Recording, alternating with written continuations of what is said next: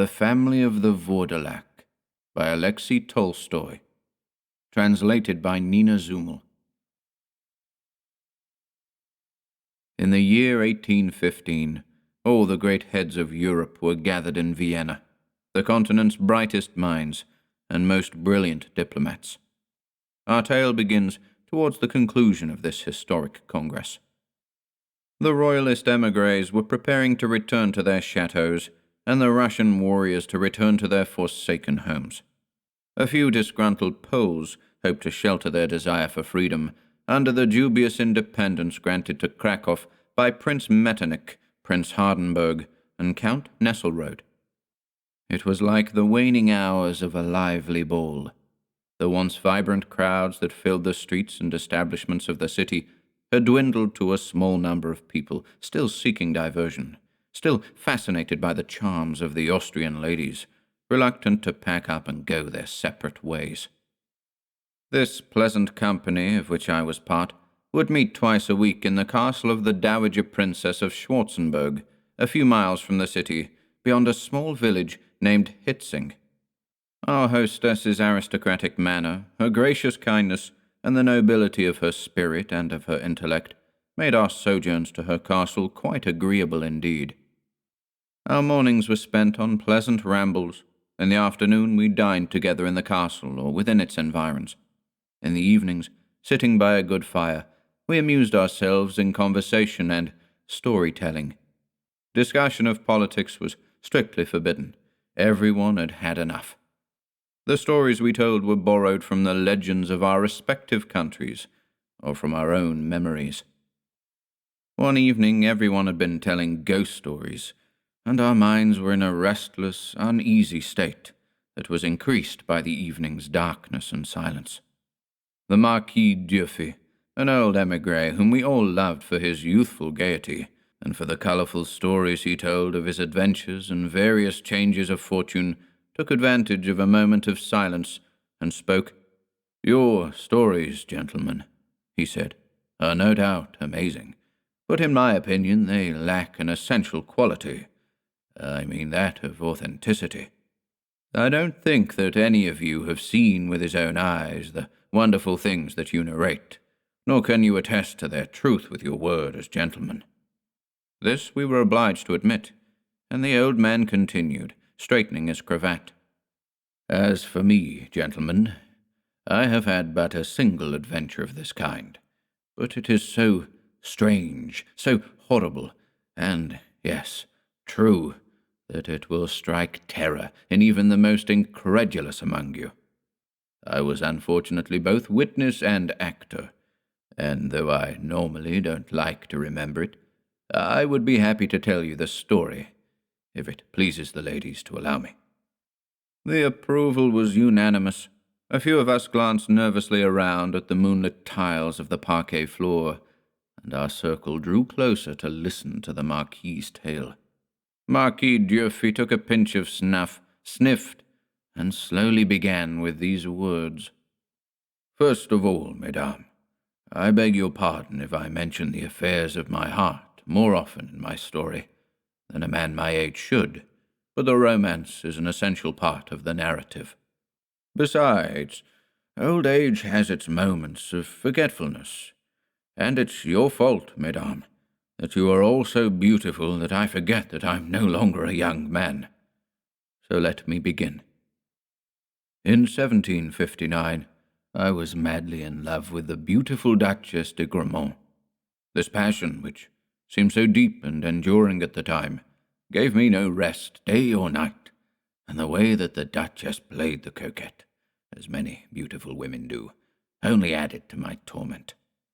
Finally, in a moment of despair, I sought out and obtained a diplomatic mission to the Gospodar of Moldavia, who was in negotiations with Versailles over business that it would bore you to hear about. On the eve of my departure, I presented myself to the Duchess. She received me less teasingly than usual, and said to me, with some emotion, "D'Urfey, you are committing a great folly, but I know you, and I know you'll never change your mind. So I ask you only one thing. Please accept this small cross as a token of my friendship, and carry it with you until you return. It's a family relic that we value highly." With a gallantry that was perhaps misplaced at such a moment, I kissed not the relic, but the charming hand that she gave me, and I passed the cross around my neck, and have worn it ever since. I won't bore you, Mesdames, with the details of my trip, or with my observations of the Hungarians and Serbs, those poor but brave and honest people. Even enslaved by the Turks, they never forget their dignity or their former independence. Suffice it to say that, having learned a little Polish during a visit I made to Warsaw, I was also able to acquire a bit of Serbian, as these two languages, and Russian and Bohemian as well, are, as you probably know, so many branches of a single language called Slavonic.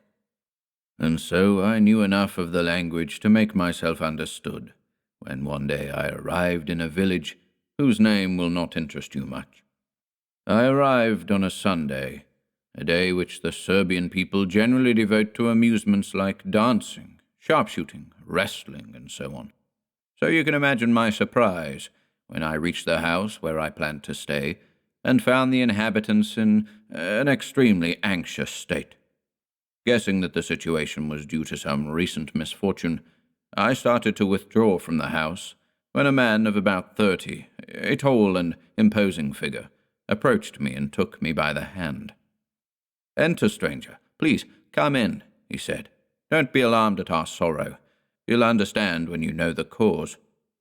He then told me that, on rising one morning several days before, his elderly father, Gorcha, a restless and stubborn man, had taken from the wall a long Turkish musket. "Children," he said to his two sons, one named Dord, the other Peter, "I'm going up to the mountains to join the brave men who are chasing this dog Alibek." This was a Turkish robber who had been ravaging the countryside for some time. "Wait for me 10 days, and if I don't return by the 10th, have a mass said for my soul, because I'll be dead." Then old Gorcha added, in a deadly serious tone, "But if, God forbid, I come back after 10 days, for your own sakes do not let me in. If this happens, I command you to forget that I was your father, no matter what I say or do, and to impale my heart with an aspen stake, because I will be a cursed Vourdalak, returning to suck your blood." I should explain to you, Mesdames, that Vourdalaks, as the Slavic peoples call vampires, are believed in those countries to be dead bodies that come out of their graves to suck the blood of the living. Their habits are similar to those of all vampires, from any country, but they have one characteristic that makes them even more dreadful. The Vourdalaks, Mesdames, prefer to suck the blood of their closest relatives and dearest friends who, once dead, become vampires in turn. They claim that in Bosnia and Hungary, entire villages have become Vourdalaks. Father Augustin Calme, in his curious book on ghosts and apparitions, cites many frightening examples. Several times the emperors of Germany have appointed commissions to investigate outbreaks of vampirism. The commissioners tell of exhuming bodies engorged with blood, which they stake in the heart and then burn in the village squares. The magistrates who were present at these executions attest, with oaths and signed statements, that they heard the dead howl at the moment that the stake was plunged into their hearts. Knowing this, it will be easy to understand, Mesdames, the effect that old Gorcha's words had on his sons.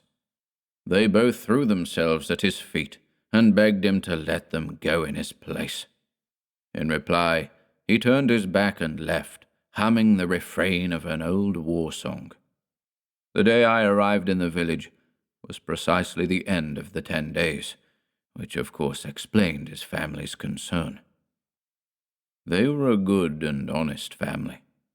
Dord, the eldest son of the two, seemed a serious and resolute man. He was married with 2 children. His brother Peter, a handsome young man of 18 years, had a face full of gentleness and courage, and was evidently the favorite of their younger sister, Stenka, a classic Slavic beauty. I was struck not only by Stenka's undeniable loveliness, but also by a certain resemblance she had to the Duchess de Gramont. They both had a delicate line on their foreheads, a characteristic that I've only ever noticed on these two women. This feature may not seem very appealing at first, but the more you noticed it, the more irresistible it became. Perhaps it was because I was so young then, but this resemblance, combined with Stenka's charming and naive air, was truly irresistible. I'd only known Stenka for 2 minutes, but already I felt a sympathy for her that threatened to become a more tender emotion if I lingered too long in the village. We were all gathered in front of the house, around a table topped with cheese and bowls of milk. Stenka spun. Her sister-in-law was preparing supper. The children were playing in the sand. Peter whistled nonchalantly as he cleaned his yataghan, or Turkish long knife. Dord sat silently with his elbows on the table and his head in his hands. His eyes devoured the highway. I felt overcome by the general melancholy, and could only watch sadly as the evening clouds framed the golden background of the sky and the silhouette of a monastery half hidden by the black pine forest. This monastery, as I learned later, had once been famous for a miraculous image of the Virgin, which, according to legend, was brought by angels and placed on an oak. But when the Turks invaded the country at the beginning of the last century, they slaughtered the monks and ransacked the monastery. All that was left were the walls, and a chapel served by a mysterious hermit. He gave tours of the ruins to the curious, and sheltered pilgrims who, as they travelled on foot from one holy site to another, liked to stop at the shrine of Our Lady of the Oak. As I said, I learned this all much later. That night, I had other things on my mind, besides Serbian archaeology. As often happens when you let your mind wander, I thought back to times past, to my childhood, to the beautiful France that I had left behind for this remote, wild country. I thought of the Duchess de Gramont, and why not admit it? I also thought of other ladies, contemporaries of your grandmother's, whose images, without my knowledge, had crept into my heart, following the image of the lovely Duchess. Soon I had forgotten my hosts and their worries. Suddenly, Dord broke the silence. "Woman," he asked his wife, "what time did the old man leave?" "At 8 o'clock, his wife answered. "I heard the monastery bell." "Good," said Dord. "It can't be later than 7:30. And he fell silent, fixing his eyes again on the highway, which disappeared into the forest. "I forgot to tell you, mesdames, that when the Serbs suspect someone of vampirism, they avoid calling him by name or referring to him directly, for fear it will summon him from the grave. So, for some time, when speaking of his father, Dord had only called him the old man." A few moments of silence passed. Suddenly, one of the children tugged on Stenka's apron. "Auntie, when is Grandpa coming home?" A blow from Dord was the answer to this untimely question. The child began to cry, but his brother said, with an expression of surprise and fear, "Father, why can't we ask about Grandpa?" Another blow silenced the child. The two children began to bawl, and the rest of the family crossed themselves. At this point, I heard the monastery clock begin slowly to strike 8. Hardly had the first chime sounded in our ears than we saw a human form emerge from the woods and advance towards us. "That's him!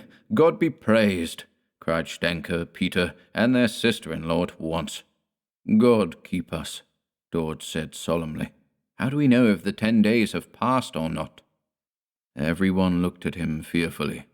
Still the figure advanced towards us. He was a tall old man with a silver moustache and a pale, stern face, limping painfully along with a stick. As he approached, Dord's face became darker. When the newcomer was near us, he stopped and surveyed his family with eyes that seemed to look right through them. They were so dull and sunken in their sockets. "Well?" he said in a hollow voice. "No one stands up to greet me. What is this silence? Don't you see that I'm hurt?" And then I noticed that the old man's left side was bloodied. "Help your father," I said to Dord. "And you, Stenka, bring him some spirits. He's about to faint." "Father," Dord said, as he approached Gotcha, "show me your injury. I will try to help you." He tried to open Gotcha's coat, but the old man pushed Dord away roughly, holding both hands over his side. "Clumsy oaf," he said. "You're hurting me." "You've been wounded near the heart," cried Dord, his face pale. "Take off your coat. Now. You must, I tell you." The old man stood up straight and stiff. "Watch yourself," he said in a low voice. "If you touch me, you'll regret it." Peter got between Dord and his father. "Let him be," he said. "Can't you see he's in pain?" "Don't defy him," said Dord's wife. "You know he won't tolerate that." At that moment we saw a cloud of dust. It was the herd returning home from their grazing. Perhaps the dog that accompanied them didn't recognize her old master, or maybe she was agitated for other reasons. But as soon as she saw Gotcha, she stopped, hair bristling, and began to growl as if she saw something uncanny. "What is wrong with that dog?" said the old man, looking more and more annoyed. "What does all this mean? Have I become a stranger in my own home? Have 10 days in the mountains changed me so much that my own dogs don't recognize me?" "Do you hear?" Dord said to his wife. "What? He admits that the 10 days have passed." "But didn't he return at the appointed time?" "Yes, well, I know what has to be done." "The damned dog is still barking. Kill it!" cried Gotcha. "Well, did you hear me?" Dord did not move, but Peter stood up with tears in his eyes, and seizing the musket from his father, he shot the dog, who fell, rolling in the dust. "She was my favorite dog," Peter whispered. "I don't know why father wanted her killed." "Because that's what she deserved," said Gotcha. "It's getting cold. I want to go inside." While this was going on outside, Stenka had prepared for the old man a drink made from pears, honey, and raisins, but her father refused it in disgust.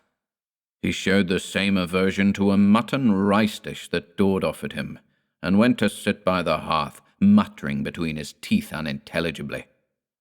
A pine fire crackled in the fireplace, casting its flickering light on the figure of the old man, who was so pale that, without the fire's glow, he could have been taken for dead. Stenka sat down beside him. "Father," she said, "you don't want anything to eat, and you don't want to rest. Perhaps you can tell us your adventures in the mountains." The girl knew that she could get on his good side by asking that, because the old man liked to talk about his battles and exploits. A kind of smile appeared on his colourless lips, though without reaching his eyes. He ran his hand through her beautiful blonde hair. "Yes, my daughter. Yes, Stenka. I will tell you what happened to me in the mountains, but some other time, because I'm tired today. But I will tell you that Alibek is no more, and that it was by my hand he perished. If anyone doubts this," continued the old man, looking around at his family, "here is the proof."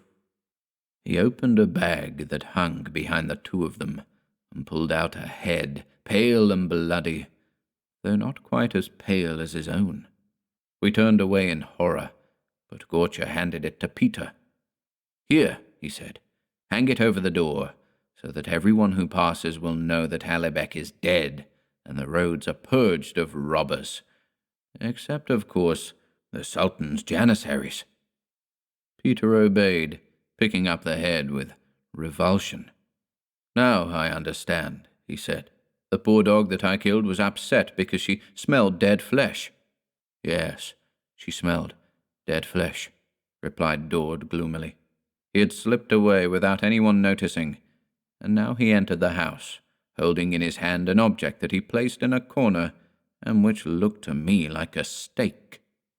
"Dord," his wife said in a low voice, "you don't intend, I hope?" "My brother," said his sister, "what are you planning to do? But no, you won't do anything, will you?" "Let me be," said Dord. I know what I have to do, and I won't do anything that isn't necessary." When night fell, the family went to bed. The part of the house where they slept was separated from my room by a very thin wall. I confess that what I'd observed that evening had affected my imagination. With the lights out, the full moon shone into the room through a small low window close to my bed, casting a pale glow on the floor and walls, much as it does now, madame, in this room where we sit. I tried to sleep, but couldn't. I attributed my insomnia to the moonlight, and I looked for something to serve as a curtain over the window, but I found nothing.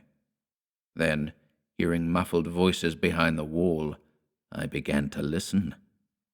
"Go to bed, woman," said Dord. "And Peter and Stenker, you too. Don't worry about anything. I'll keep watch." "No, Dord," said his wife. "I should watch. You worked until late last night, and you must be tired. Besides, I have to watch our oldest. You know he's been ill since yesterday." "Be quiet and go to bed," said Dord. "I'll keep watch for both of us." "But, brother," said Stenker in her softest voice, "there's no need to watch. Father is already asleep. See how calm and peaceful he looks." "You don't know what you're talking about, either of you," Dord said in a tone that brooked no argument. "I told you to go to bed and let me watch." There fell a profound silence. Soon I felt my eyelids droop, and sleep overcame me. I thought I saw my door open slowly, and old Gorcher appear on the threshold. It was very dark in that corner of the room. I couldn't really see him, but only suspected that the figure was his. His eyes followed the movement of my breath, and seemed to be trying to guess my thoughts. Cautiously, he crept towards me, on tiptoe. Suddenly, he loomed above me at the side of my bed. I felt an inexpressible fear, but some invisible force held me there, immobile. The old man leaned over me, his livid face so close to mine that I thought I could feel his cadaverous breath. With a supreme effort, I forced myself awake, bathed in sweat. There was no one in my room, but, glancing out the window, I clearly beheld old Gorcher with his face against the pane, staring at me with dreadful eyes. I had the strength to suppress a scream, and the presence of mind to lie calmly, as if I had not seen anything. However, it seemed the old man only wanted to make sure that I was asleep, because he made no attempt to get in, but walked away from the window after scrutinizing me. I heard footsteps in the next room. Dord was asleep, snoring to shake the walls. The child coughed at that moment, and I could make out Gorcher's voice. "You're not sleeping, little one?" he said. "No, Grandpa," said the child, "and I want to talk to you." "And what shall we talk about?" "I want you to tell me how you fought the Turks. I want to go fight the Turks too." "Yes, I thought so, child, and I brought you a little yataghan that I'll give you tomorrow." "Oh, Grandpa, give it to me now." "But why, my little one, did you not talk to me when it was daylight?" "Because father wouldn't let me." "Is cautious, your father? So you want to have your little yataghan?" "Oh, yes, I would, but not here, in case father wakes up." "But where, then?" "If we go outside, I promise to be careful and not make any noise." I seemed to hear Gorcher chuckle as the child got out of bed. I did not believe in vampires, but my nightmare had frayed my nerves. Wanting nothing to reproach myself for later, I got up and slammed my fist against the wall between myself and the room where the others were. The noise should have been enough to wake the 7 sleepers, but I heard no response. I rushed for the door, determined to save the child, but I discovered that it was closed and locked and would not yield to my efforts to open it. As I tried in vain to escape, I could see the old man through my window, leaving with the boy in his arms. "Get up! Get up!" I shouted with all my strength, pounding the wall, which shook with the force of my blows. Only then did Dord wake up. "Where's the old man?" he called. "Quickly!" I shouted at him. He just took your son." With a kick, Dord burst open the front door, which, like mine, had been barred from the outside, and ran in the direction of the woods. I finally managed to wake up Peter and Stenka. We gathered in front of the house, and after a few minutes' wait, we saw Dord return, carrying his son. He'd found the boy unconscious by the side of the road. The child soon recovered, and seemed no worse for the experience. To our questions, he said that his grandfather had done him no harm. They had gone outside together to be more at ease. Once outside, he had lost consciousness, without remembering how. As for Gorcha, he was gone. The rest of the night, as you might imagine, passed without sleep. The next day I learned that the Danube, which cut the main road a mile from the village, had begun to freeze over, which always happens in that region in the late fall and early spring. This prevented travel for a few days, and I had to delay my planned departure.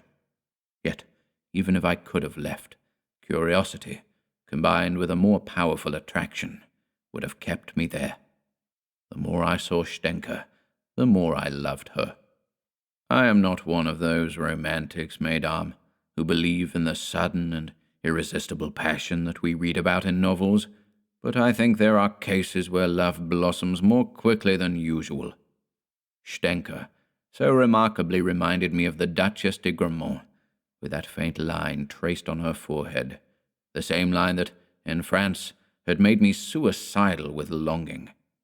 I'd fled Paris to escape her, and yet here she was again, in picturesque costume and speaking a harmonious foreign tongue.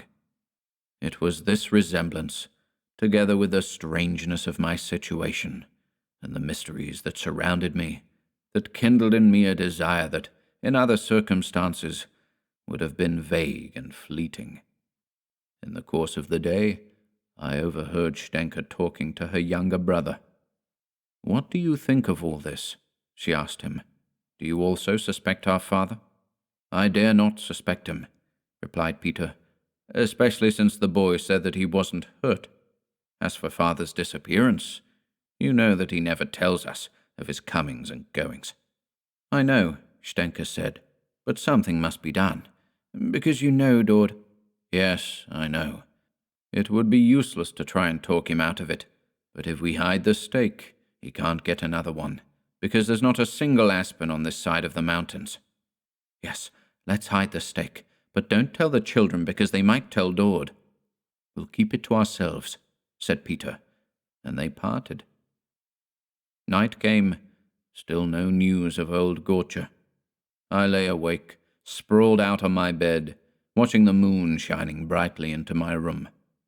As sleep began to blur my thoughts, I suddenly felt, as if by instinct, the old man's approach. I opened my eyes and saw his ghastly face pressed against my window. This time I tried to get up, but it was impossible. It seemed as if all my limbs were paralyzed. After watching me carefully, the old man slipped away. I heard him go around the house and gently tap at the window of the room where Dord and his wife slept. The child rolled over in his bed and moaned in his sleep. A few minutes of silence passed. Then again I heard a knock at the window. The child moaned again and woke up. "Is that you, Grandpa?" he asked. "It's me," a low voice replied. "I've brought your little yataghan. But I daren't go out. Father's forbidden me to." "You needn't go out. Just open the window so you can come kiss me." The child got up and I heard him open the window. Calling upon all my energy to break my paralysis, I jumped out of bed and pounded on the wall. In a minute, Dord was awake. I heard him swear. His wife shrieked. Soon the whole house was gathered around the unconscious child. Gorcha had disappeared again. Our ministrations managed to revive the child, but he was weak and could hardly breathe. The poor boy did not know why he had fainted. His mother and Stenka blamed it on the fear of being caught talking to his grandfather. I said nothing. After the child grew quiet, everyone except Dord went back to bed. Toward dawn, I heard him wake his wife. The two talked quietly. Stenka joined them, and I heard the two women sobbing. The child was dead. I needn't speak of the family's despair. No one yet attributed the death to old Gorcha. At least, no one spoke of it openly. Dord was silent, but his still, dark expression had taken on a terrible quality. For 2 days, the old man did not reappear. On the night after the third day, the day of the child's funeral, I thought I heard footsteps around the house and a voice of an old man who called out to the deceased boy's younger brother. For a moment, I seemed to see Gorcha's figure outlined against my window, but I could not tell if it was reality or my imagination, because that night the moon was covered by clouds. In any case, I thought it my duty to tell Dord. He asked the boy, who replied that, yes, he had heard his grandfather calling him, and had seen him looking through the window. Dord sternly ordered his son to wake him if the old man appeared again. Even all these circumstances did not stop my love for Stenka from growing even more. In the day, I couldn't speak with her without the others overhearing.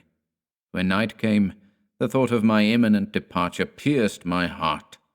Stenka's room was separated from mine by a passage that overlooked the street on one side and the courtyard on the other. One evening, as the household retired for the evening, I decided to take a walk in the countryside to distract myself before sleeping. As I passed through the passage from my room, I saw that Stenka's door was ajar. I stopped involuntarily. The familiar rustling of her dress made my heart pound. I heard words sung in a whisper.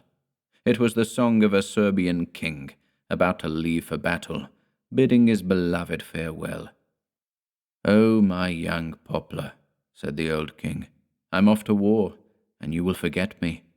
Your waist is more lissom than the slender young trees that grow at the foot of the mountain.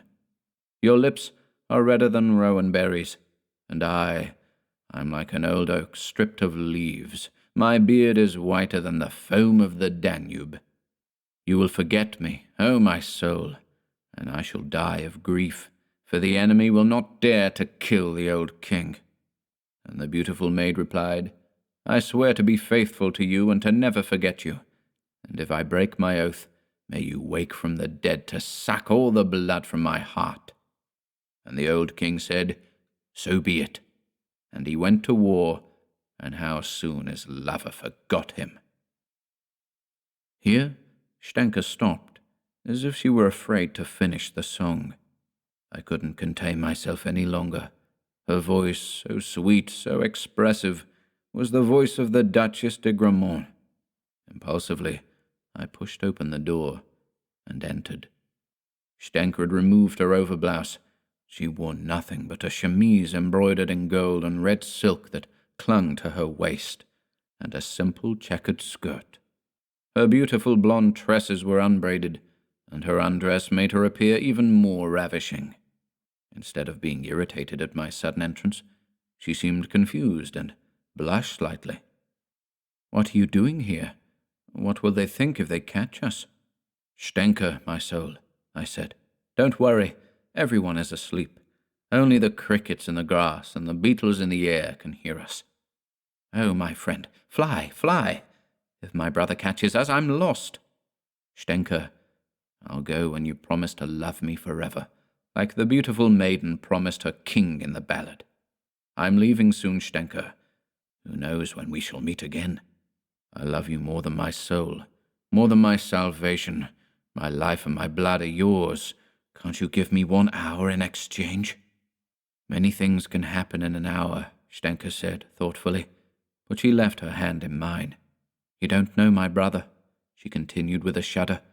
"I have a feeling he'll find us." "Calm yourself, my Stenka," I told her. "Your brother is tired from his day's work. He sits drowsing to the sound of the wind playing in the trees. His sleep is deep, the night is long, and I only ask you for a single hour, and then farewell, perhaps forever." "Oh no, not forever," Stenka cried, then recoiled as if afraid of her own voice. "Oh, Stenka," I cried. "When I see you, when I hear you, I can't control myself. I obey a superior force. Forgive me, Stenka." And like a fool, I pressed her to my heart. "Oh, you're not my friend," she said, breaking free of my arms and escaping deeper into her room. I don't know how I replied to her, because I was confused by my audacity. Not that sometimes, on similar occasions, it hasn't worked for me, but despite my passion, I still had a sincere respect for Stenka's innocence. In fact, I started to regale her with those dashing phrases that had always worked so well for me with beautiful ladies. But then, ashamed of myself, I stopped. The girl's simplicity kept her from understanding what I hinted at, though all of you ladies, as I see by your smiles, have easily guessed. So I stood there before her, unsure what to say, when suddenly I saw her flinch and stare at the window with a look of terror. I followed the direction of her eyes and distinctly saw the motionless figure of Gorcha watching us from outside. At that moment, I felt a heavy hand on my shoulder. I turned. It was Dord. "What are you doing here?" he asked. Rattled by his brusque question, I pointed to his father peering in at us through the window. Gorcha disappeared as soon as Dord saw him. "I heard the old man and I came to warn your sister," I said. Dord's stare bored through me, as if he were reading the depths of my soul. He took me by the arm and led me to my room, then left without a word. The next day, the family was gathered in front of the house around a table laden with milk and cheese. "Where is the boy?" asked Dord. "In the courtyard," said his mother, playing his favorite game of fighting the Turks. Hardly had she uttered these words when, to our great surprise, we saw Gorcha's imposing form coming from the bottom of the woods and walking slowly towards us. He sat down at the table as he had done on the day that I arrived. "Father, welcome," murmured his daughter-in-law in a barely audible voice. "Welcome, father," repeated Stenka and Peter quietly. "Father," Dord said in a firm voice, though his face had lost its color, "we'd like you to say grace." The old man turned away, frowning. "Say grace this instant," repeated Dord, "and make the sign of the cross, or by St. George." Stenka and her sister-in-law leaned toward the old man and begged him to say the prayers. "No, no, no," said the old man. "He has no right to order me around, and if he insists, then I curse him." Dord got up and ran into the house. Soon he returned with fury in his eyes. "Where is the steak?" he cried. "Where did you hide the steak?" Stenka and Peter exchanged glances. "You dead thing," Dord said to the old man. "What have you done with my eldest boy? Why did you kill my child? Give me back my son, you corpse." And as he spoke, he became increasingly pale, and his eyes blazed. The old man glared at him, motionless. "The steak! Where is the steak?" cried Dord. "May all our misfortune fall on the head of whoever hid it." At that moment, we heard the merry laughter of the youngest child, and we saw him come towards us, riding the big steak like a horse, and raising his little voice in the battle cry of the Serbs. Dord's eyes lit up. He snatched the steak from the child and rushed towards his father. The creature screamed and ran in the direction of the wood with a speed practically supernatural for his age. Dord chased him through the fields, and we soon lost sight of them. The sun had set by the time Dord came home, deathly pale, with his hair disheveled. As he sat by the fire, I seemed to hear his teeth chattering. Nobody dared question him. By the hour when the family was accustomed to retire for the evening, he seemed to recover his energy. Taking me aside, he said in the most natural way, "My dear sir, I have just seen the river. The ice has cleared, There is nothing to prevent your departure. There's no need," he added, glancing at Stenka, "to say goodbye to my family. On their behalf, I wish you all the happiness in the world, and I hope that you also remember us fondly. Tomorrow, at daybreak, you will find your horse saddled and ready to follow your lead. Farewell. Remember your host sometimes, and forgive him if your stay here has not been as trouble-free as he would have liked." At that moment, the hard lines of Dorde's face took on an almost cordial expression. He escorted me to my room and shook my hand one last time. Then he shivered, and his teeth chattered as if from the cold. Left alone, I was too preoccupied to sleep, as you can imagine. I had loved many women in my life. I had experienced tenderness and spite and jealousy, but never, not even when leaving the Duchess de Gramont, had I felt the intense sadness that tore my heart at that moment. Before the sun had appeared, I put on my travelling clothes, hoping for one last conversation with Stenka. But Dord was waiting for me in the hallway. Any chance to say farewell to her was gone. I jumped on my horse and rode away, promising myself that I would return to the village on my way back from Jassy. My anticipation for the future, as distant as it was, gradually drove away my worries. I imagined my return with satisfaction, picturing all the details of a future meeting with Stenka. Suddenly, my horse started, almost throwing me out of the saddle. The beast stopped short, its forelegs braced, and snorted in alarm as if danger were nearby. Looking around, I saw a wolf about 100 paces in front of me, digging in the earth. Hearing me, it fled. Spurring my horse forward to the spot that the wolf had abandoned, I saw a fresh grave. I thought I could distinguish the tip of a stake protruding a few inches above the earth that the wolf had disturbed. I didn't stay to make sure, but quickly rode away. Here the Marquis paused and took a pinch of snuff. "Is that all?" asked the ladies. "Unfortunately, no," replied Marquis Durfy. "The rest of the story is a painful memory for me, one I would give much to be free of. The business that brought me to Jassy kept me there longer than I'd expected, a full 6 months. What can I say? It is a sad truth to admit, but a truth nonetheless, that there are few lasting emotions on this earth. The success of my negotiations, the encouragement I received from the cabinet of Versailles, in a word, all the unpleasant politics that have annoyed us so much of late. In all of this, my memory of Stenka soon began to fade. And then there was the wife of the gospodar, a very beautiful woman who speaks our language perfectly, and who had honored me on my arrival by singling me out from all the other young foreigners who were staying in Jassy.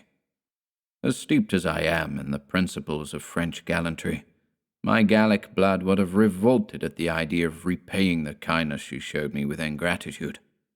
So I responded obligingly to her advances, and, to put myself in a position to advance the interests and rights of France, I devoted myself to her as attentively as if I were the gospodar himself. When I was recalled to France, I took the same route back that had led me to Jassy. I was not thinking of Stenka or her family, when one night, riding through the countryside, I heard a church bell strike 8. The sound seemed familiar, and my guide told me there was a monastery nearby. I asked him the name, and he told me that it was the Virgin of the Oak. I urged my horse on, and soon we were knocking at the door of the monastery.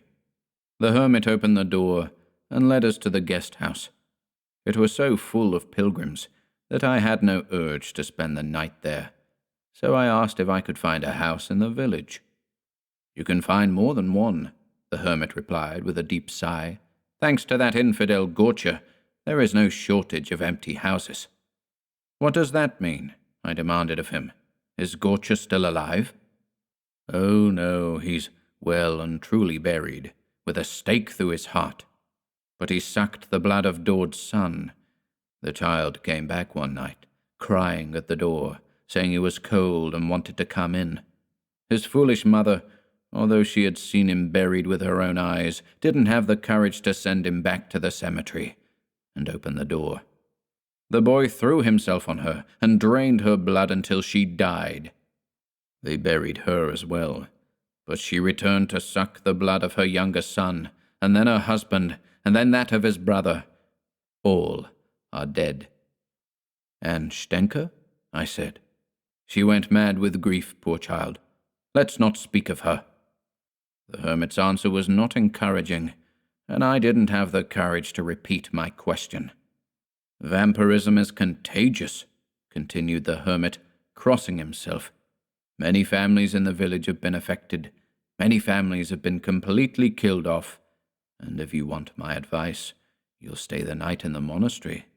For though in the village you may not be devoured by Vourdalaks, the dread will be enough to turn your hair white before I finish ringing the call to the morning mass. I'm just a poor hermit, he continued, but the generosity of travelers has enabled me to provide for their needs. I have exquisite cheeses, raisins that will make your mouth water just to look at them, and a few bottles of Tokay as fine as the wine of His Holiness the Patriarch. It seemed to me at this point that the hermit had turned into an innkeeper. I suspected that he was purposely telling me fairy tales to convince me to stay, and to make myself agreeable to heaven by imitating the generosity of those travelers who enabled the holy man to meet their needs. But the word fear has always affected me like a bugle affects a war horse. I would have been ashamed of myself if I had not left for the village immediately. My guide, trembling, asked permission to stay at the monastery, which I willingly granted. It took me about half an hour to reach the village. I found it deserted. Not a light shone in any of the windows. Not a sound or a song could be heard. I passed in silence before all these houses, most of which I recognized, and finally arrived at Dorde's home. Whether from sentimental memory or from the recklessness of youth, I decided to spend the night there. I dismounted and knocked at the gate. Nobody answered. I pushed on the gate. It opened, creaking on its hinges. I entered the yard. I tied my horse, still saddled, in a shed, where I found a sufficient supply of oats for one night. Then I walked resolutely towards the house. All the doors were open, yet all the rooms seemed uninhabited. Stenka's room locked, as if it had been abandoned only the day before. Some of her clothes were still lying on the bed. On a table, I saw some jewelry that I had given her, shining in the moonlight. I recognized a small enamel cross that I had bought in Budapest. I could not deny to myself, though my heart sank at the thought, that my love for her was a thing of the past. Still, I wrapped myself in my coat and lay on her bed. Soon, sleep overcame me. I don't remember the details of my dream, but I know that I saw Stenka, as beautiful, innocent, and loving as before. I blame myself for my selfishness and fickleness. I wondered how I could have abandoned this poor child who loved me, how I could have forgotten her. In my dream, her image merged with the Duchess de Gramont, until I saw the two of them as one and the same person. I threw myself at her feet and begged her forgiveness. All of my being, all of my soul, was filled with an ineffable feeling, a mixture of melancholy and happiness. I was deep in my dream, and I was half awakened by a melodious sound, like the rustling of a wheat field in the breeze. The rustling wheat seemed to mingle with birdsong, with a rolling waterfall, with whispering trees. Then all these confused sounds resolved themselves into the rustle of a woman's skirt, and, as that thought came to me, I awoke. I opened my eyes and saw Stenka near my bed. The moon shone so brightly that I could see every detail, adorable traits that were once so dear to me, and which in my dream I had prized even more. Stenka seemed more beautiful and alluring than I remembered. She wore the same attire as before, the simple chemise embroidered with gold and silk thread, and a skirt that wrapped tightly around her hips. "Stenka," I said, as I sat up in the bed. "Is it really you, Stenka?" "Yes, it's me," she replied in a soft, sad voice. "It's your Stenka, whom you had forgotten. Oh, why didn't you come sooner? It's too late now. You must go. A moment longer and you're lost. Farewell, my friend. Goodbye forever." "Stenka," I said, "so much has happened. I've been told of your tragedies. Come, let's talk together. Let me comfort you." "Oh, my friend," she said, "don't believe everything they say about us. But go as quickly as possible, because if you stay here, your doom is certain." "But Stenka, what danger threatens me? Can't you give me an hour, just 1 hour, to spend with me?" Stenka started, and a strange change came over her features. "Yes," she said, an hour, just like when I sang the ballad of the old king, and you walked into this room. Is that what you mean? Oh, yes, I will give you an hour. But no," she said, recovering herself. Go away. Go, why don't you? I tell you, run away. Flee while you can." A wild energy animated her features. I didn't understand the reason for her words to me, but she was so beautiful that I decided to stay in spite of what she said. Finally, yielding to my entreaties, she sat down next to me, recalling old times and blushingly telling me that she had loved me from the day that I arrived. Gradually, though, I noticed a change in her. Her former reserve had given way to a strange recklessness. Her eyes, once so shy, were now rather bold. At last, I realized with surprise that her manner towards me was far from the ladylike modesty of the past. Is it possible, I thought, that Stenka was not the pure and innocent young girl she seemed to be 6 months ago? Had she only worn that guise because she was afraid of her brother? Could I have been so grossly deceived? But then why did she beg me to go? Was this just a more subtle form of coquetry? I wondered, but it didn't matter. If Stenka wasn't the Diana that I thought she was, well, I would compare her to another goddess, one no less charming, thank God. And I preferred the role of Adonis to Actaeon. If these classical references seem old-fashioned, mesdames, please remember that what I have the honor to tell you happened in the year of our Lord 1758. Mythology was then all the rage, and I prided myself on being with the times.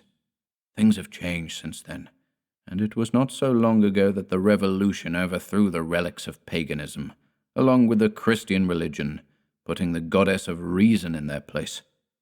This goddess, mesdames, was never my mistress when I found myself in your presence, and at the time of which I speak, I was even less inclined to offer her sacrifices. I surrendered without hesitation to my desire for Stenka, and went joyously into her arms.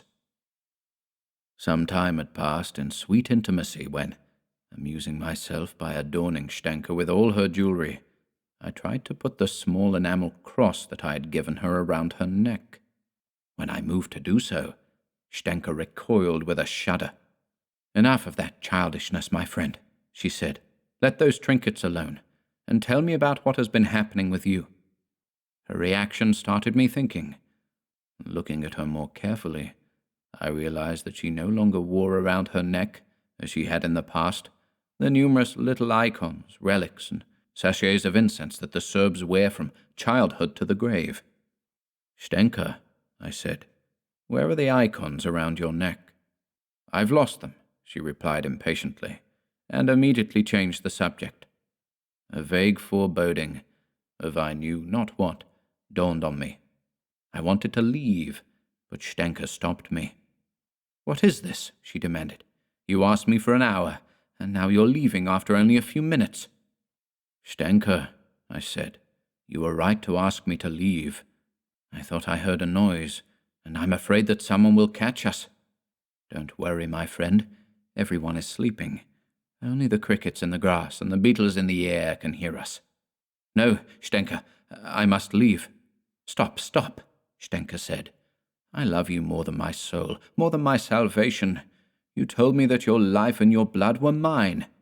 But your brother, Stenka, what if he catches us? Calm yourself, my soul. My brother is drowsing to the sound of the wind playing in the trees. His sleep is deep, the night is long, and I only ask you for an hour. As she said that, Stenka looked so beautiful that the vague terror that had been agitating me began to give way to my desire to stay with her. A mixture of fear and indescribable pleasure filled my whole being. As I faltered, Stenka's manner became even more tender. I gave in, promising myself all the while to be on my guard. But as I said earlier, I've never been good at doing things by halves, and when Stenka, noticing my reserve, suggested that we chase away the chill of the evening with a few generous glasses of wine that she told me she had gotten from the good hermit, I accepted her offer with an eagerness that made her smile. The wine had its effect. By the second glass, the bad feeling I had over the cross and the missing icons had vanished completely. Stenka, half-dressed, with her hair unbraided and her jewelry glittering in the moonlight, seemed irresistible. Unable to contain myself, I took her into my arms. And then, mesdames, there occurred one of those mysterious miracles that I cannot explain, but whose existence my experiences have forced me to believe in, as much as I hate to admit it. The force with which I'd embraced Stenka drove the point of the cross I was wearing, the one that the Duchess de Gramont had given me, into my chest. The sharp pain went through me like a bolt of lightning. I looked at Stenka and saw that her features, though still beautiful, were as stiff as death, that her eyes seemed not to see me, and that her smile was convulsed like the grin of a corpse.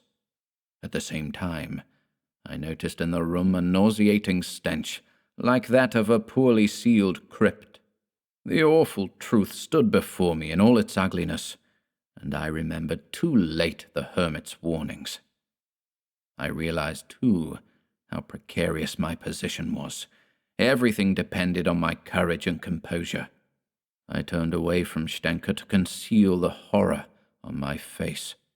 My eyes fell on the window, and I saw the infamous Gorcha leaning on a bloodied stake and staring at me with the eyes of a hyena.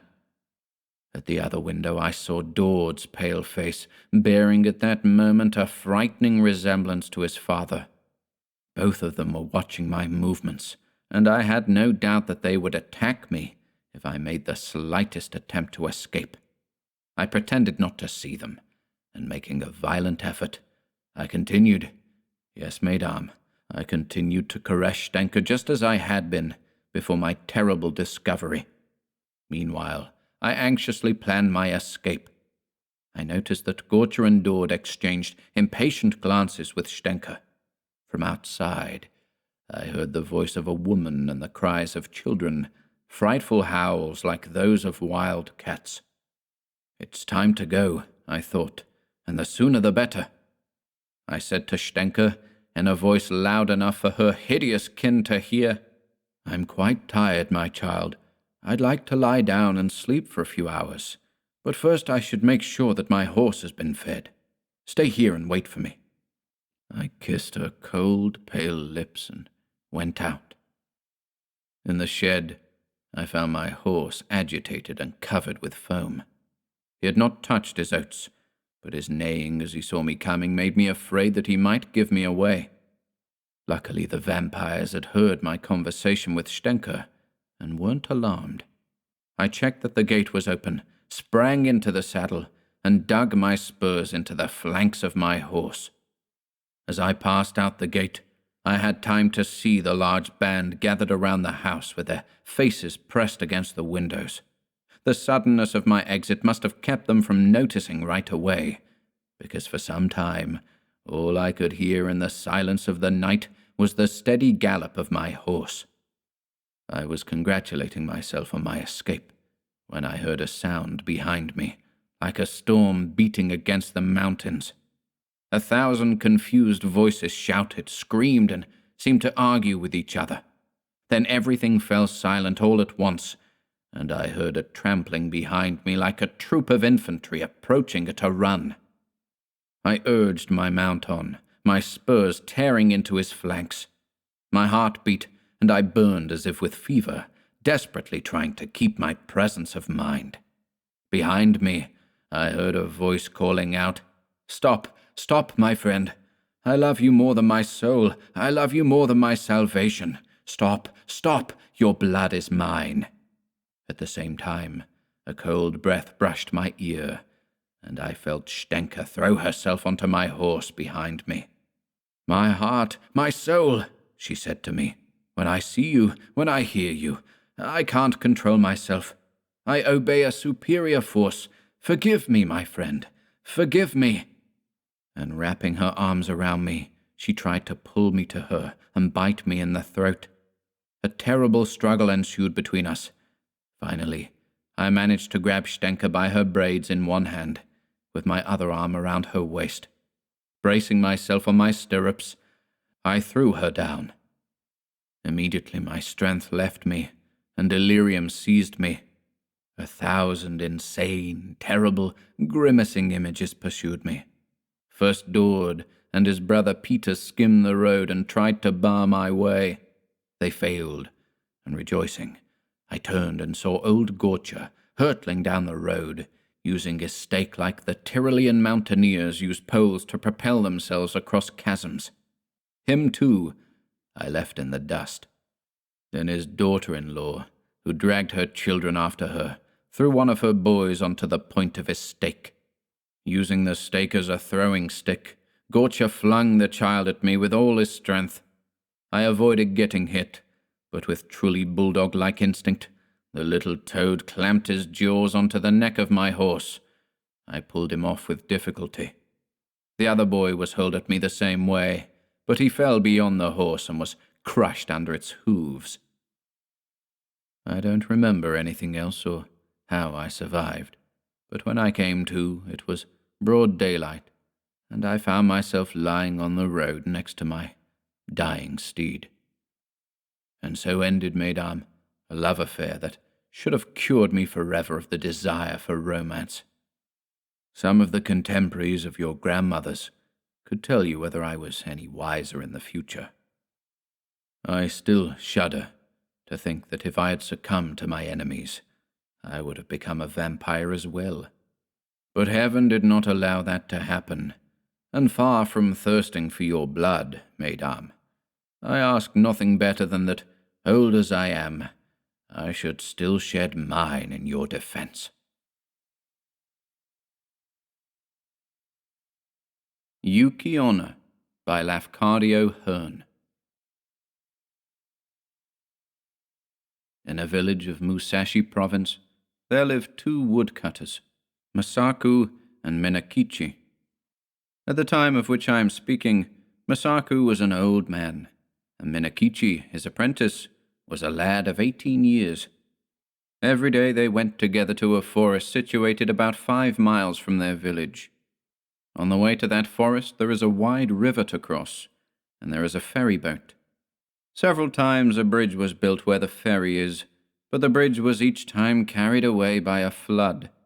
No common bridge can resist the current there when the river rises. Masaku and Minakichi were on their way home one very cold evening when a great snowstorm overtook them. They reached the ferry, and they found that the boatman had gone away, leaving his boat on the other side of the river. It was no day for swimming, and the woodcutters took shelter in the ferryman's hut, thinking themselves lucky to find any shelter at all. There was no brazier in the hut, nor any place in which to make a fire. It was only a 2-mat hut, with a single door, but no window. Masaku and Minakichi fastened the door and lay down to rest, with their straw raincoats over them.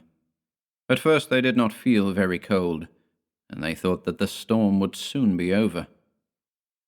The old man almost immediately fell asleep, but the boy, Minakichi, lay awake a long time, listening to the awful wind and the continual slashing of the snow against the door. The river was roaring, and the hut swayed and creaked like a junk at sea. It was a terrible storm, and the air was every moment becoming colder, and Minakichi shivered under his raincoat. But at last, in spite of the cold, he too fell asleep. He was awakened by a showering of snow in his face. The door of the hut had been forced open, and by the snowlight he saw a woman in the room, a woman all in white. She was bending above Masaku and blowing her breath upon him, and her breath was like a bright white smoke. Almost in the same moment she turned to Minakichi and stooped over him. He tried to cry out, but found that he could not utter any sound. The white woman bent down over him, lower and lower, until her face almost touched him, and he saw that she was very beautiful, though her eyes made him afraid. For a little time she continued to look at him. Then she smiled, and she whispered, "I intended to treat you like the other man, but I cannot help feeling some pity for you, because you are so young. You're a pretty boy, Minakichi, and I will not hurt you now. But if you ever tell anybody, even your own mother, about what you have seen this night, I shall know it, and then I will kill you. Remember what I say." With these words, she turned from him and passed through the doorway. Then he found himself able to move, and he sprang up and looked out. But the woman was nowhere to be seen, and the snow was driving furiously into the hut. Minakichi closed the door and secured it by fixing several billets of wood against it. He wondered if the wind had blown it open. He thought that he might have been only dreaming, and might have mistaken the gleam of the snowlight in the doorway for the figure of a white woman, but he could not be sure. He called to Masaku, and was frightened because the old man did not answer. He put out his hand in the dark and touched Masaku's face, and found that it was ice. Masaku was stark and dead. By dawn the storm was over, and when the ferryman returned to his station, a little after sunrise, he found Minakichi lying senseless beside the frozen body of Masaku. Minakichi was promptly cared for, and soon came to himself, but he remained a long time ill from the effects of the cold of that terrible night. He had been greatly frightened also by the old man's death, but he said nothing about the vision of the woman in white.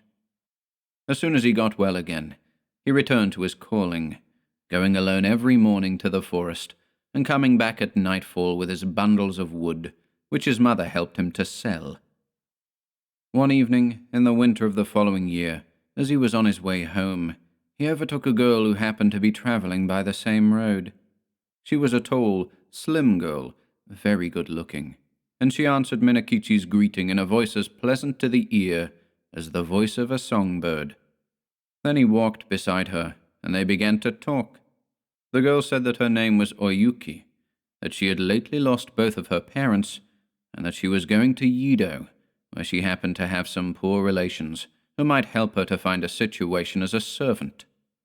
Minakichi soon felt charmed by the strange girl, and the more that he looked at her, the handsomer she appeared to be.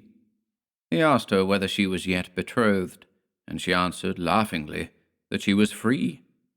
Then, in her turn, she asked Minakichi whether he was married or pledged to marry, and he told her that, although he had only a widowed mother to support, the question of an honourable daughter-in-law had not yet been considered, as he was very young. After these confidences, they walked on for a long while without speaking, but, as the proverb declares, when the wish is there, the eyes can say as much as the mouth. By the time they reached the village, they had become very much pleased with each other, and then Minakichi asked Oyuki to rest a while at his house. After some shy hesitation, she went there with him, and his mother made her welcome and prepared a warm meal for her. Oyuki behaved so nicely that Minakichi's mother took a sudden fancy to her and persuaded her to delay her journey to Yedo. And the natural end of the matter was that Oyuki never went to Yedo at all. She remained in the house as an honorable daughter-in-law. Oyuki proved a very good daughter-in-law. When Minakichi's mother came to die, some 5 years later, her last words were words of affection and praise for the wife of her son. And Oyuki bore Minakichi 10 children, boys and girls, handsome children, all of them, and very fair of skin. The country folk thought Oyuki a wonderful person, by nature different from themselves. Most of the peasant women age early, but Oyuki, even after having become the mother of 10 children, looked as young and fresh as on the day when she had first come to the village. One night, after the children had gone to sleep, Oyuki was sewing by the light of a paper lamp, and Minakichi, watching her, said, "To see you sewing there with the light on your face makes me think of a strange thing that happened when I was a lad of 18. I then saw somebody as beautiful and white as you are now. Indeed, she was very like you." Without lifting her eyes from her work, Oyuki responded, "Tell me about her. Where did you see her?" Then Minakichi told her about the terrible night in the ferryman's hut, and about the white woman that had stooped above him, smiling and whispering, and about the silent death of old Masaku. And he said, "Asleep or awake, that was the only time that I saw a being as beautiful as you. Of course, she was not a human being, and I was afraid of her, very much afraid, but she was so white. Indeed, I have never been sure whether it was a dream that I saw, or the woman of the snow." Oyuki flung down her sewing, and arose, and bowed above Minakichi where he sat, and shrieked into his face, "It was I! Yuki it was! And I told you then that I would kill you if you ever said one word about it. But for those children asleep there, I would kill you this moment. And now you had better take very, very good care of them, for if ever they have reason to complain of you, I will treat you as you deserve." Even as she screamed, her voice became thin, like a crying of wind. Then she melted into a bright white mist that spired to the roof beams, and shuddered away through the smoke hold. Never again was she seen. 3 Skeleton Key by George G. Toudouze. My most terrifying experience? Well, one does have a few in 35 years of service in the lights, although it's mostly monotonous, routine work, keeping the light in order, making out the reports. When I was a young man, not very long in the service, there was an opening in a lighthouse newly built off the coast of Guyana, on a small rock 20 miles or so from the mainland. The pay was high, so in order to reach the sum I had set out to save before I married, I volunteered for service in the new light. 3 Skeleton Key, the small rock on which the light stood, bore a bad reputation. It earned its name from the story of the 3 convicts who, escaping from Cayenne in a stolen dugout canoe, were wrecked on the rock during the night, managed to escape the sea, but eventually died of hunger and thirst. When they were discovered, nothing remained but 3 heaps of bones, picked clean by the birds. The story was that the 3 skeletons, gleaming with phosphorescent light, danced over the small rock, screaming. But there are many such stories, and I did not give the warnings of the old-timers at the Ile-de-Son a second thought. I signed up, boarded ship, and in a month I was installed at the light. Picture a grey, tapering cylinder, welded to the solid black rock by iron rods and concrete, rising from a small island 20-odd miles from land.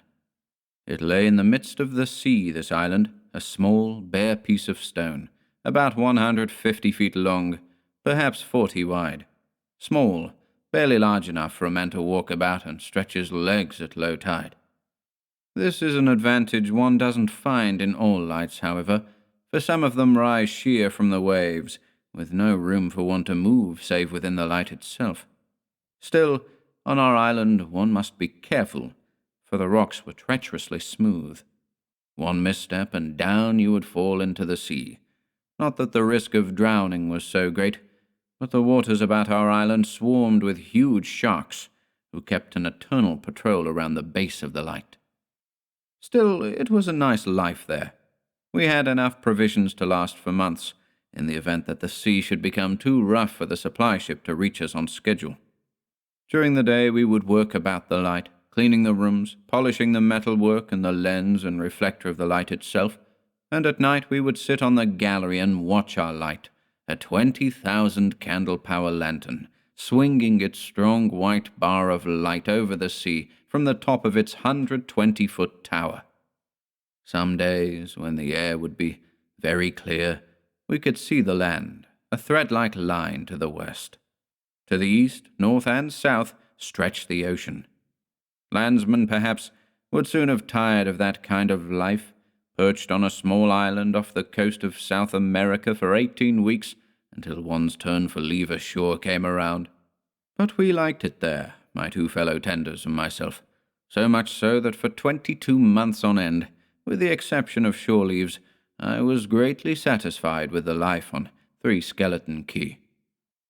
I had just returned from my leave at the end of June, that is to say, midwinter in that latitude, and had settled down to the routine with my two fellow keepers, a Breton by the name of Lafcadio, and the head keeper Yuki-onna, a Basque some dozen years or so older than either of us. 8 days went by as usual. Then on the 9th night after my return, Yuki-onna, who was on night duty, called Lafcadio and me, sleeping in our rooms in the middle of the tower, at 2 in the morning. We rose immediately, and climbing the 30 or so steps that led to the gallery, stood beside our chief. Yuki-onna pointed, and following his finger, we saw a big three-master with all sails set, heading straight for the light. A queer course, for the vessel must have seen us. Our light lit her with the glare of day each time it passed over her. Now, ships were a rare sight in our waters, for our light was a warning of treacherous reefs, barely hidden under the surface and running far out to sea. Consequently, we were always given a wide berth, especially by sailing vessels, which cannot maneuver as readily as steamers. No wonder that we were surprised at seeing this three-master heading dead for us in the gloom of early morning. I had immediately recognized her lines, for she stood out plainly, even at the distance of a mile, when our light shone on her. She was a beautiful ship of some 4,000 tons, a fast sailer that had carried cargoes to every part of the world, ploughing the seas unceasingly. By her line she was identified as Dutch-built, which was understandable, as Paramaribo and Dutch Guiana are very close to Cayenne. Watching her sailing dead for us, a white wave boiling under her bows, Lafcadio cried out, "What's wrong with her crew? Are they all drunk or insane? Can't they see us?" Yuki-onna nodded soberly and looked at us sharply as he remarked, "See us? No doubt, if there is a crew aboard." "What do you mean, Chief?" Lafcadio had started, turned to the Basque. "Are you saying that she's the Flying Dutchman?" His sudden fright had been so evident that the older man laughed. "No, old man, that's not what I meant. If I say that no one's aboard, I mean she's a derelict." Then we understood her queer behavior. Yuki-onna was right. For some reason, believing her doomed, her crew had abandoned her. Then she had righted herself and sailed on, wandering with the wind. The three of us grew tense as the ship seemed about to crash on one of our numerous reefs, but she suddenly lurched with some change of the wind. The yards swung around, and the derelict came clumsily about and sailed dead away from us. In the light of our lantern she seemed so sound, so strong, that Yuki-onna exclaimed impatiently, "But why the devil was she abandoned? Nothing is smashed, no sign of fire, and she doesn't sail as if she were taking water." Lafcadio waved to the departing ship. "Bon voyage!" He smiled at Yuki-onna and went on. "She's leaving us, Chief, and now we'll never know what—" "No, she's not," cried the Basque. "Look, she's turning." As if obeying his words, the derelict three-master stopped, came about, and headed for us once more. And for the next 4 hours the vessel played around us, zigzagging, coming about, stopping, then suddenly lurching forward. No doubt some freak of current and wind, of which our island was the centre, kept her near us. Then suddenly the tropic dawn broke, the sun rose, and it was day, and the ship was plainly visible as she sailed past us. Our light extinguished, we returned to the gallery with our glasses, and inspected her. The three of us focused our glasses on her poop, and saw, standing out sharply, black letters on the white background of a life ring, the stenciled name Cornelius de Witt, Rotterdam. We had read her lines correctly. She was Dutch. Just then the wind rose, and the Cornelius de Witt changed course, leaned to port, and headed straight for us once more. But this time she was so close that we knew she would not turn in time. "Thunder!" cried Legleo, his Breton soul aching at seeing a fine ship doomed to smash upon a reef. "She's going to pile up! She's gone!" I shook my head. Yes, and ashamed to see that beautiful ship wreck herself. And we're helpless. There was nothing we could do but watch.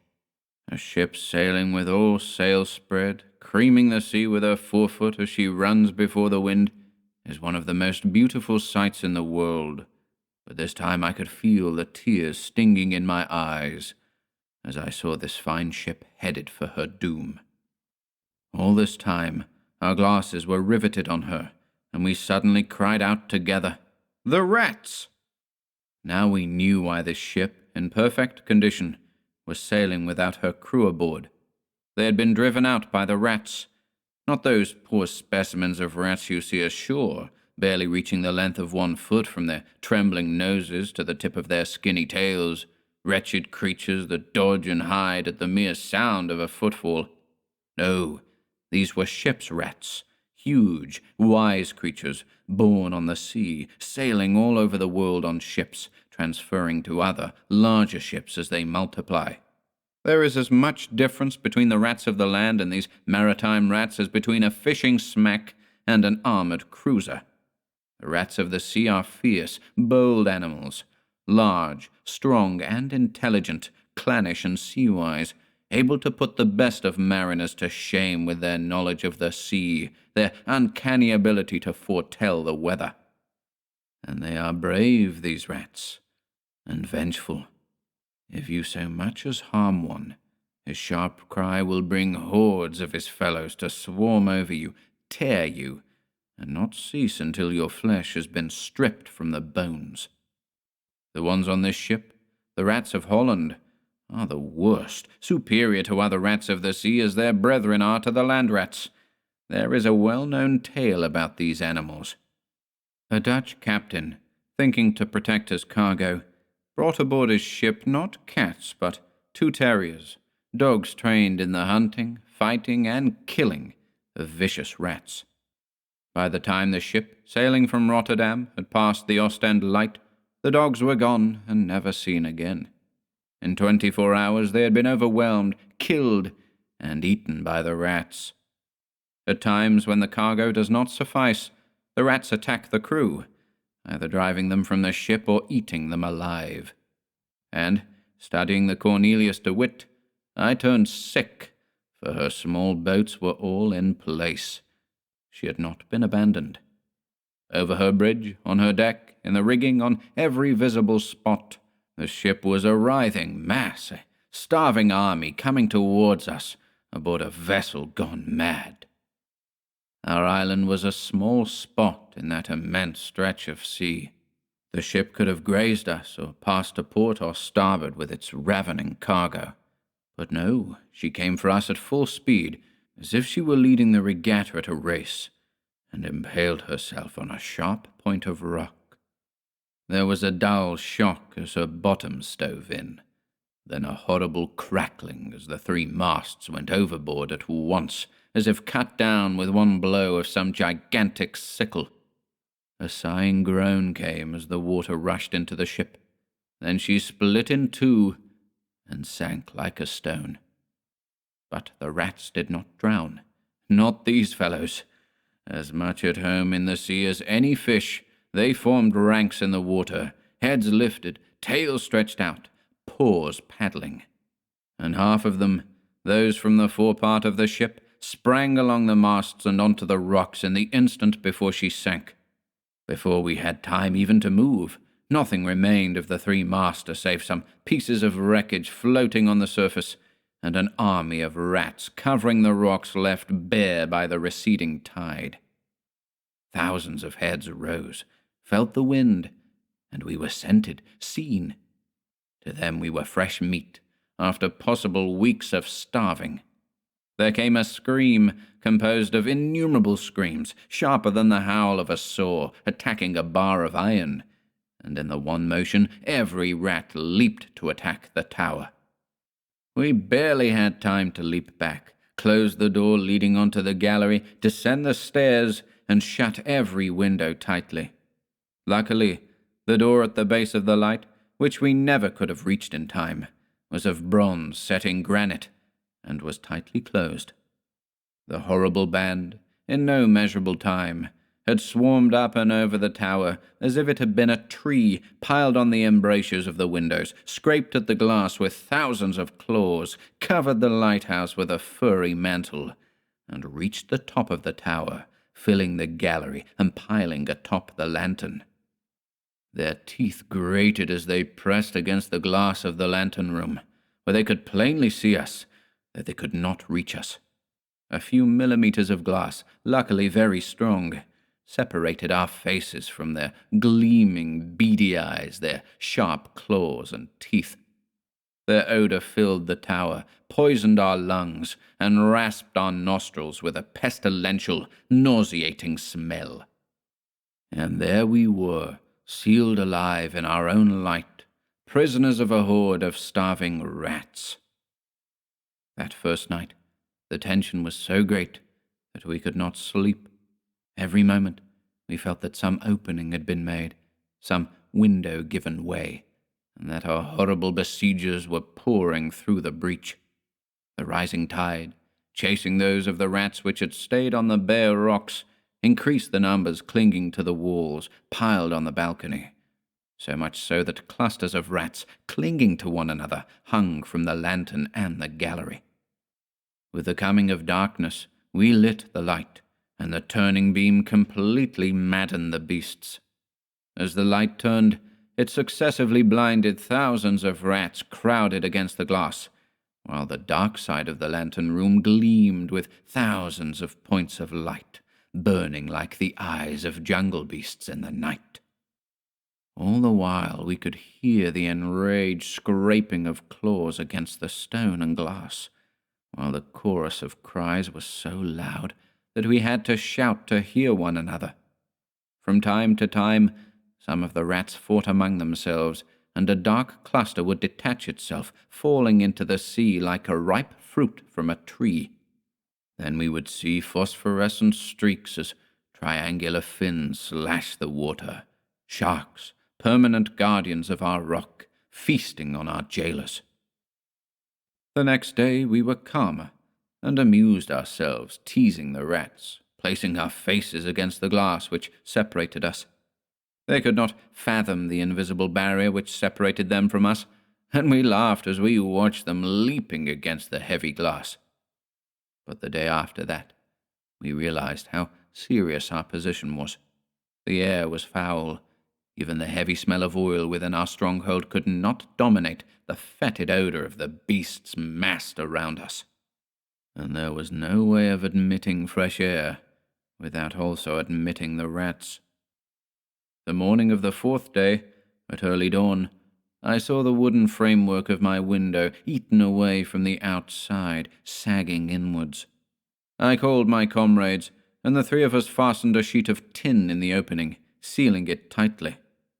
When we had completed that task, Ichua turned to us and said, dully, "Well, the supply boat came 13 days ago, and she won't be back for 29. He pointed at the white metal plate sealing the opening through the granite. "If that gives way," he shrugged, "they can change the name of this place to Six Skeleton Key." The next 6 days and 7 nights, our only distraction was watching the rats whose holds were insecure fall 120 feet into the maws of the sharks, but they were so many that we could not see any diminution in their numbers. Thinking to calm ourselves and pass the time, we attempted to count them, but we soon gave up. They moved incessantly, never still. Then we tried identifying them, naming them. One of them, larger than the others, who seemed to lead them in their rushes against the glass separating us, we named Nero, and there were several others whom we had learned to distinguish through various peculiarities. But the thought of our bones joining those of the convicts was always in the back of our minds, and the gloom of our prison fed these thoughts, for the interior of the light was almost completely dark, as we had had to seal every window in the same fashion as mine, and the only space that still admitted daylight was the glassed-in lantern room at the very top of the tower. Then Lafcadio became morose and had nightmares in which he would see the 3 skeletons dancing around him, gleaming coldly, seeking to grasp him. His maniacal, raving descriptions were so vivid that Ichiwa and I began seeing them also. It was a living nightmare. The raging cries of the rats as they swarmed over the light, mad with hunger, the sickening, strangling odor of their bodies.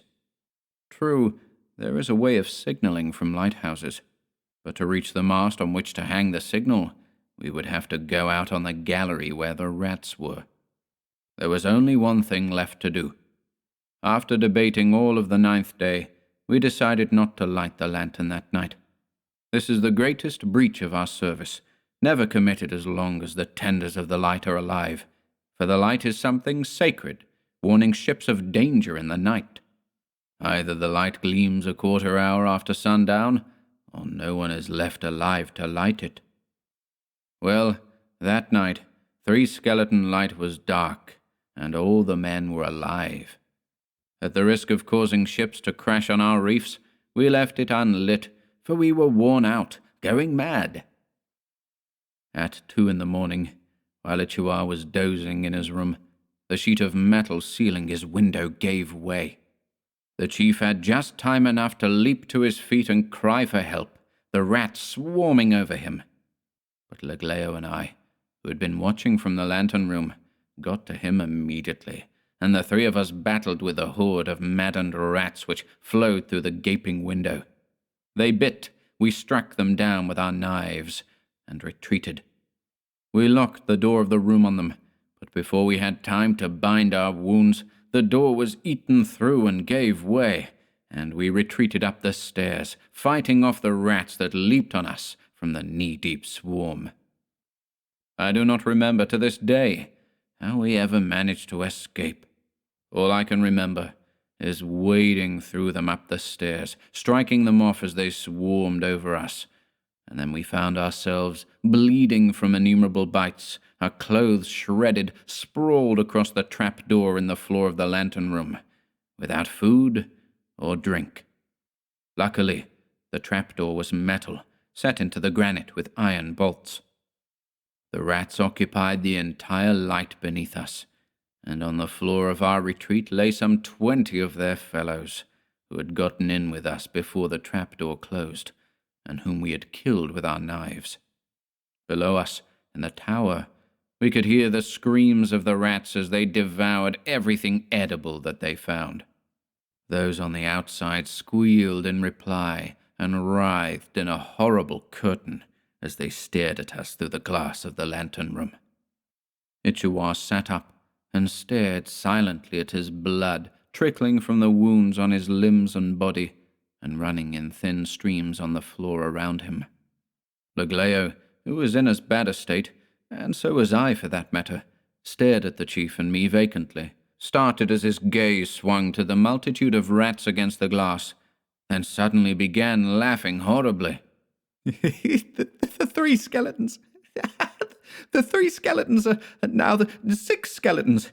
6 skeletons. He threw his head back and howled, his eyes glazed, a trickle of saliva running from the corners of his mouth and thinning the blood flowing over his chest. I shouted to him to shut up, but he did not hear me, so I did the only thing I could to quiet him. I swung the back of my hand across his face. The howling stopped suddenly, and his eyes swung around the room. Then he bowed his head and began weeping softly, like a child. Our darkened light had been noticed from the mainland, and as dawn was breaking, the patrol was there to investigate the failure of our light. Looking through my binoculars, I could see the horrified expression on the faces of the officers and crew when, the daylight strengthening, they saw the light completely covered by a seething mass of rats. They thought, as I afterwards found out, that we had been eaten alive. But the rats had also seen the ship, or had scented the crew. As the ship drew nearer, a solid phalanx left the light, plunged into the water, and swimming out, attempted to board her. They would have succeeded, as the ship was hove to, but the engineer connected his steam to a hose on the deck and scalded the head of the attacking column, which slowed them up long enough for the ship to get under way and leave the rats behind. Then the sharks took part. Belly up, mouths gaping, they arrived in swarms and scooped up the rats, sweeping through them like a sickle through wheat. That was one day that sharks really served a useful purpose. The remaining rats turned tail, swam to the shore, and emerged dripping. As they neared the light, their comrades greeted them with shrill cries, with what sounded like a derisive note predominating. They answered angrily and mingled with their fellows. From the several tussles that broke out, it seemed as if they resented being ridiculed for their failure to capture the ship. But all this did nothing to get us out of our jail. The small ship could not approach, but steamed around the light at a safe distance, and the tower must have seemed fantastic, some weird, many-mouthed beast hurling defiance at them. Finally, seeing the rats running in and out of the tower through the door and the windows, those on the ship decided that we had perished and were about to leave when Ichiwa, regaining his senses, thought of using the light as a signal. He lit it, and, using a plank placed and withdrawn before the beam to form the dots and dashes, quickly sent out our story to those on the vessel. Our reply came quickly. When they understood our position, how we could not get rid of the rats, Legleo's mind going fast, Ichiwa and myself covered with bites, cornered in the lantern room without food or water, they had a signalman send us their reply. His arms swinging like those of a windmill, he quickly spelled out, "Don't give up. Hang on a little longer. We'll get you out of this." Then she turned and steamed at top speed for the coast, leaving us little reassured. She was back at noon, accompanied by the supply ship, 2 small Coast Guard boats, and the fireboat, a small squadron. At 12:30, the battle was on. After a short reconnaissance, the fireboat picked her way slowly through the reefs until she was close to us, then turned her powerful jet of water on the rats. The heavy stream tore the rats from their places and hurled them screaming into the water, where the sharks gulped them down. But for every 10 that were dislodged, 7 swam ashore, and the stream could do nothing to the rats within the tower. Furthermore, some of them, instead of returning to the rocks, boarded the fireboat, and the men were forced to battle them hand to hand. They were true rats of Holland, fearing no man, fighting for the right to live. Nightfall came, and it was as if nothing had been done. The rats were still in possession. One of the patrol boats stayed by the island. The rest of the flotilla departed for the coast. We had to spend another night in our prison. Legleo was sitting on the floor, babbling about skeletons, and as I turned to Ichiwa, he fell unconscious from his wounds. I was in no better shape, and could feel my blood flaming with fever. Somehow the night dragged by, and the next afternoon I saw a tug, accompanied by the fireboat, come from the mainland with a huge barge in tow. Through my glasses, I saw that the barge was filled with meat. Risking the treacherous reefs, the tug dragged the barge as close to the island as possible.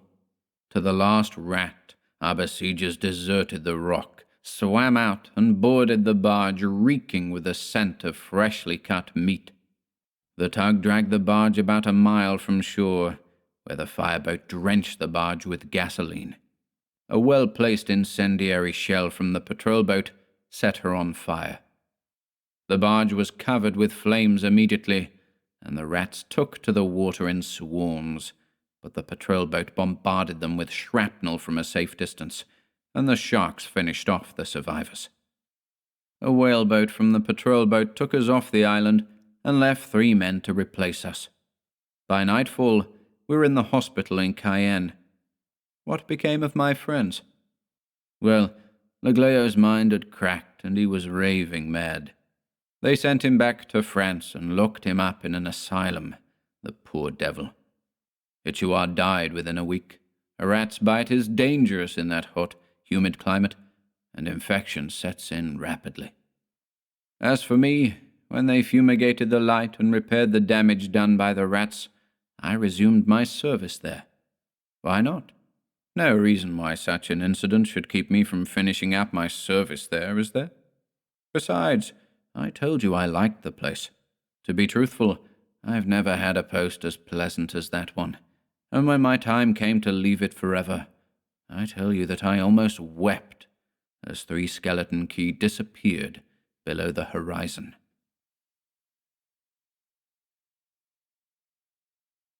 The Sandman by E.T.A. Hoffmann.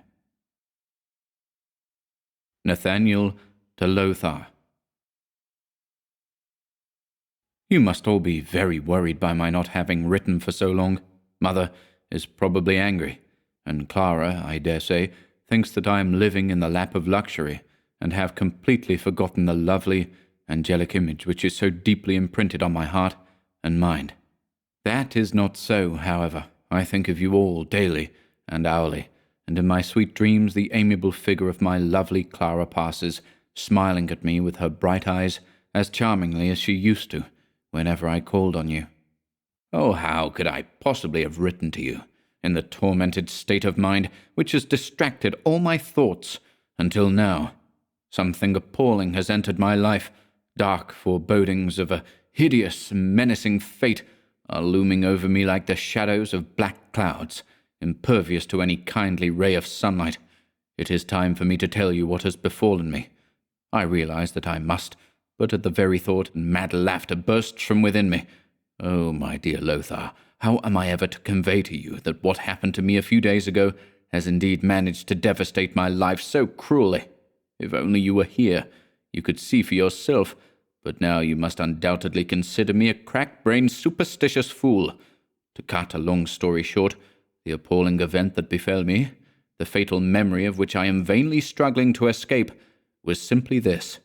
A few days ago, at 12 noon on the 30th of October, to be precise, a barometer seller entered my room and offered me his wares. Instead of buying anything, I threatened to throw him downstairs, whereupon he departed of his own accord.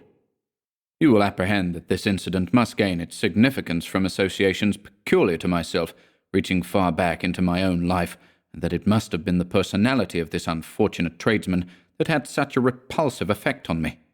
That is indeed the case.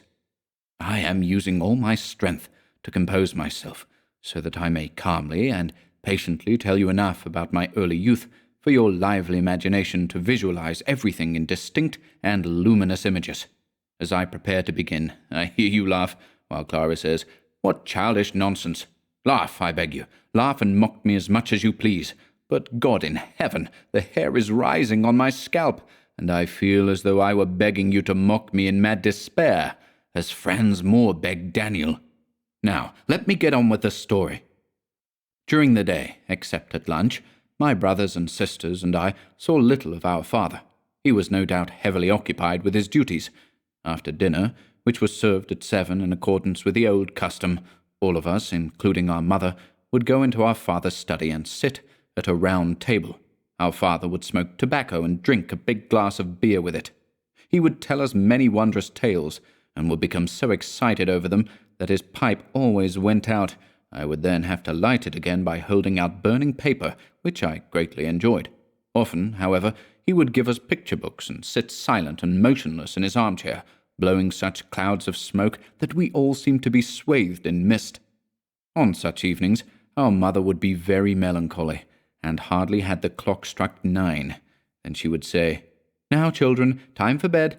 The Sandman is coming, I can tell."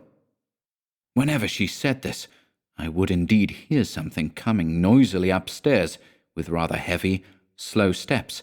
It must be the Sandman.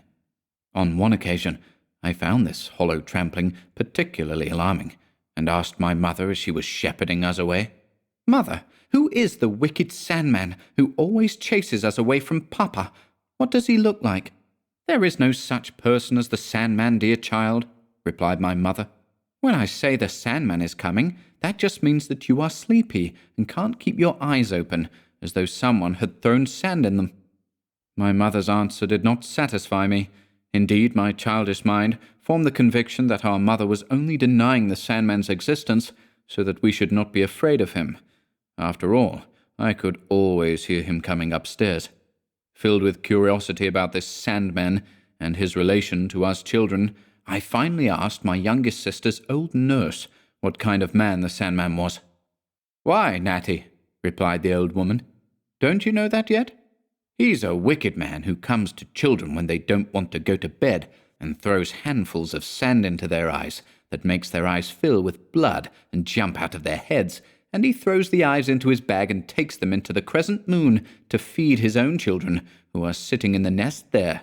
The Sandman's children have crooked beaks, like owls, with which to peck the eyes of naughty human children." I now formed a hideous mental picture of the cruel Sandman, and as soon as the heavy steps came upstairs in the evening, I would tremble with fear and horror. My mother could extract nothing from me except the stammering, tearful cry, "The Sandman! The Sandman!" I would then run to my bedroom and be tormented all night by the frightful apparition of the Sandman. Soon I grew old enough to realize that the nurse's tale of the Sandman and his children's nest in the crescent moon could not be exactly true. Yet the Sandman remained for me a fearsome spectre, and terror, indeed horror, would seize upon me when I heard him not only coming upstairs, but also pulling open the door of my father's room and entering. Sometimes he would stay away for a long period, then he would come several times in quick succession.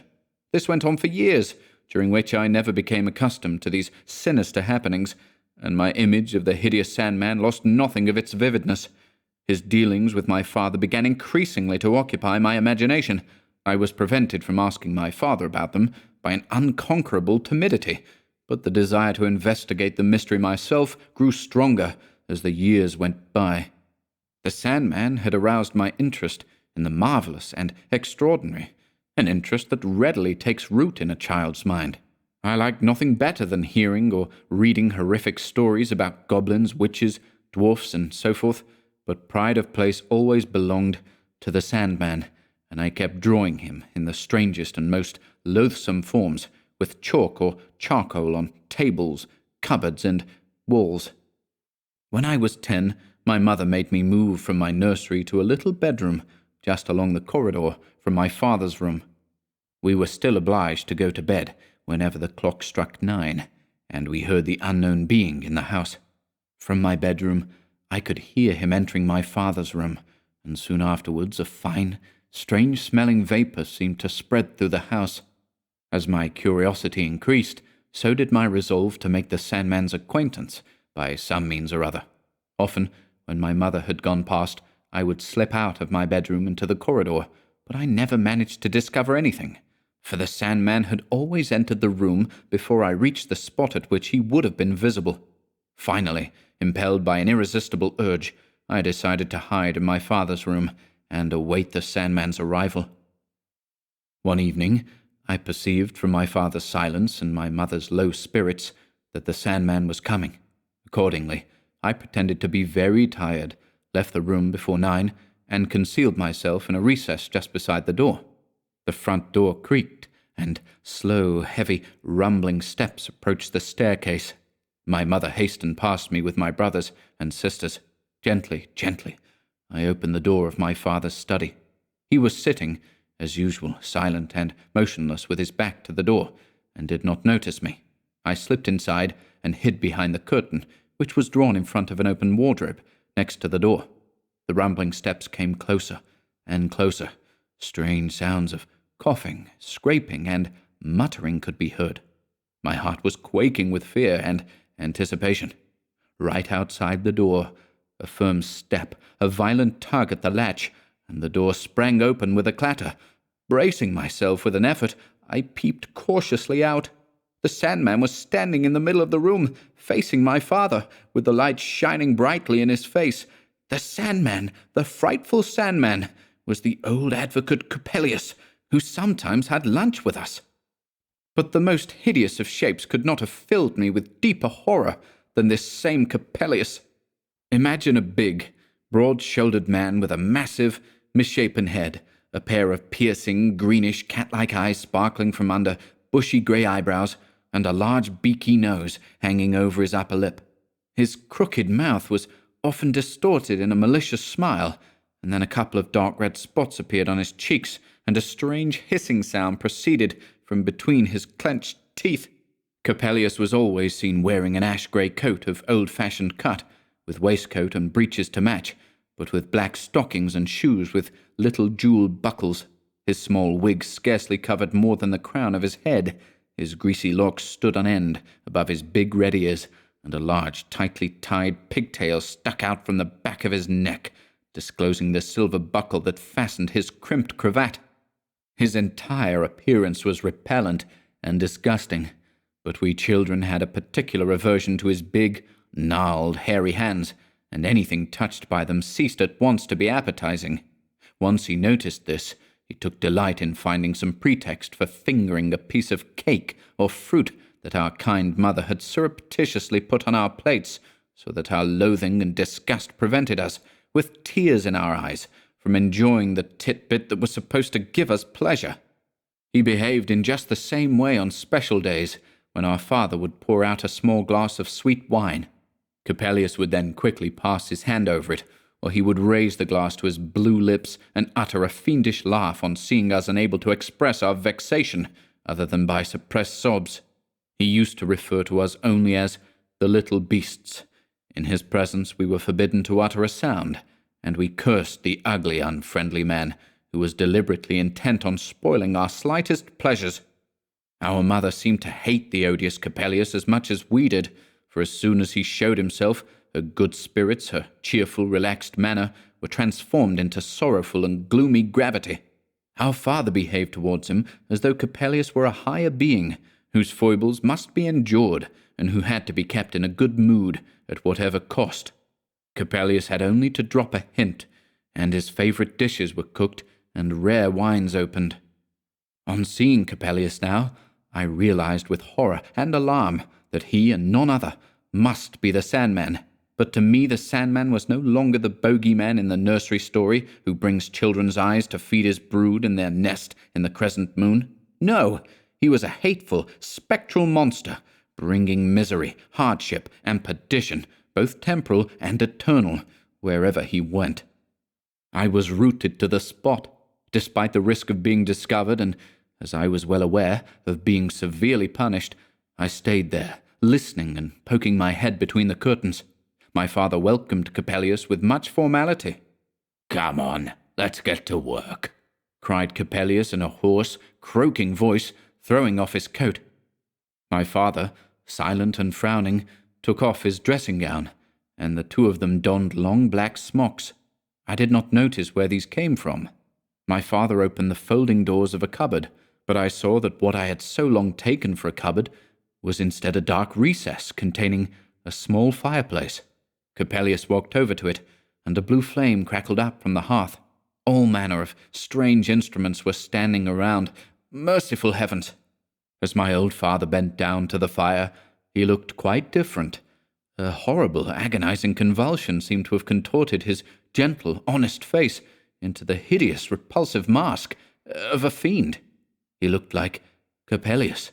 The latter, brandishing a pair of red-hot tongs, was lifting gleaming lumps from the thick smoke and then hammering at them industriously.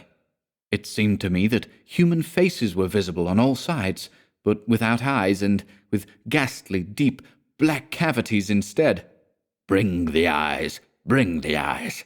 cried Coppelius in a hollow, rumbling voice. Gripped by uncontrollable terror, I screamed out and dived from my hiding place onto the floor. Coppelius seized me, gnashing his teeth and bleating, "Little beast, little beast!" He pulled me to my feet and hurled me onto the fireplace, where the flames began to singe my hair. "Now we've got eyes, eyes, a fine pair of children's eyes," whispered Coppelius, thrusting his hands into the flames and pulling out fragments of red-hot coal, which he was about to strew in my eyes. My father raised his hands imploringly and cried, "Master, master, let my Nathaniel keep his eyes. Let him keep them." With a piercing laugh, Coppelius cried, "All right. The boy may keep his eyes and snivel his way through his lessons, but let's examine the mechanism of his hands and feet." And with these words he seized me so hard that my joints made a cracking noise, dislocated my hands and feet, and put them back in various sockets. "They don't fit properly. It was all right as it was. The old man knew what he was doing," hissed and muttered Coppelius, but everything went black and dim before my eyes. A sudden convulsion shot through my nerves and my frame, and I felt nothing more. A warm, gentle breath passed over my face, and I awoke from a death-like sleep. My mother was bending over me. "Is the Sandman still there?" I stammered. "No, my dear child. He's been gone for a long, long time. He'll do you no harm," said my mother, kissing and cuddling her darling boy, who was thus restored to life. Why should I weary you, my dear Lothar? Why should I dwell on minute details, when so much remains to be told? Suffice it to say that I was caught eavesdropping, and was roughly treated by Coppelius. Fear and terror brought on a violent fever, with which I was laid low for several weeks. "Is the Sandman still there?" These were my first coherent words, and the sign that I was cured, that my life had been saved. Now I need only tell you about the most terrifying moment of my early life.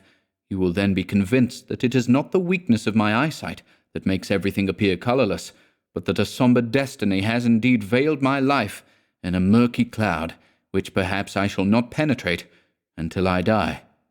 Coppelius did not show his face again, and was said to have left the town. A year, perhaps, had gone by, and we were sitting one evening round the table, according to the old unaltered custom. My father was in excellent spirits, and told many delightful stories about the journeys he had made in his youth.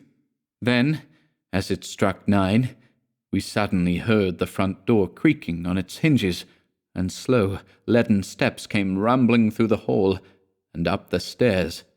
"That's Coppelius," said my mother, turning pale.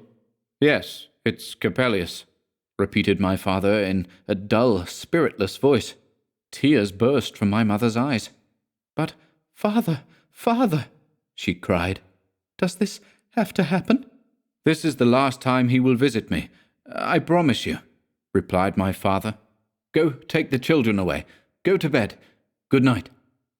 I felt as though I were being crushed under a heavy, cold stone. I could hardly breathe. As I stood motionless, my mother seized me by the arm. "Come along, Nathaniel." I allowed her to lead me away, and went into my bedroom. "Keep quiet, and go to bed.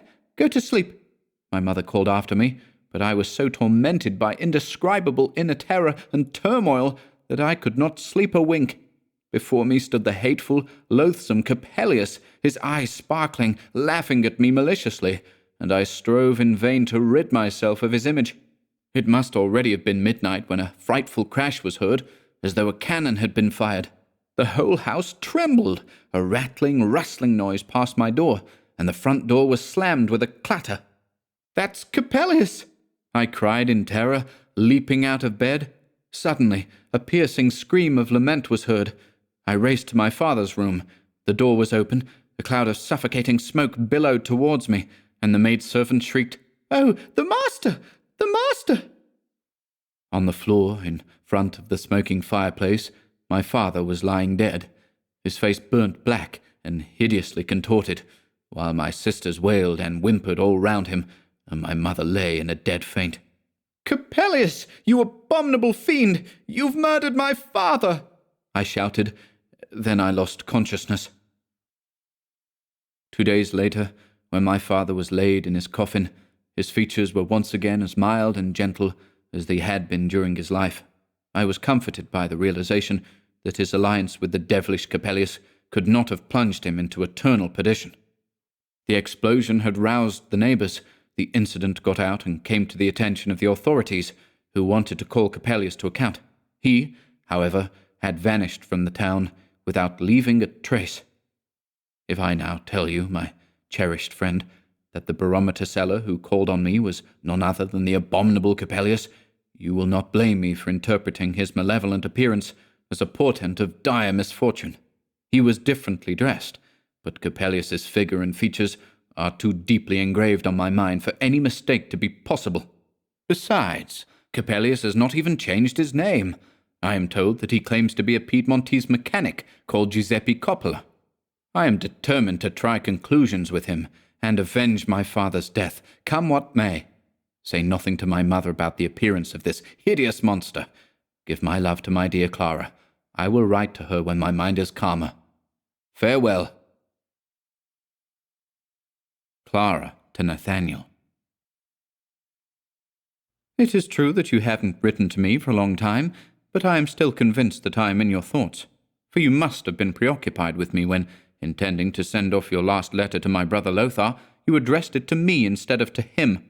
I opened the letter joyfully, and realized your mistake only on reading the words, "Oh, my dear Lothar." I should of course have read no further, but given the letter to my brother. You have sometimes teasingly accused me of such womanly calm and deliberation that if the house were about to collapse I would pause before taking flight, like the woman in the story, to smooth out a fold in the curtains. However, I need hardly tell you that I was deeply shaken by the first few sentences of your letter. I could scarcely breathe, and my head was spinning. Oh, my precious Nathaniel, what terrible thing could have entered your life? The idea of parting from you, never seeing you again, pierced my heart like a red-hot dagger. I read and read. Your description of the odious Coppelius is horrible. I did not know that your good old father had met such a terrible, violent death. When I gave Lothar back his rightful property, he tried to soothe me, but without success. The frightful barometer seller Giuseppe Coppola followed me about wherever I went, and I'm almost ashamed to confess that he disturbed even my usually sound and healthy sleep with all manner of strange dreams. But soon, on the very next day, I regained my normal state of mind. Don't be cross, dearly beloved, if Lothar happens to tell you that, despite your strange notion that Coppelius will do you an injury, I am as cheerful and relaxed as ever. I will confess frankly that in my opinion all the terrors and horrors you describe took place only inside your head, and had very little to do with the real world outside you. Old Coppelius may have been odious enough, but it was his hatred of children that bred such a loathing of him in you children. It was quite natural that your childish mind should connect the terrible Sandman in the nursery tale with old Coppelius, and that even when you no longer believed in the Sandman, Coppelius should seem a sinister monster, particularly hostile to children.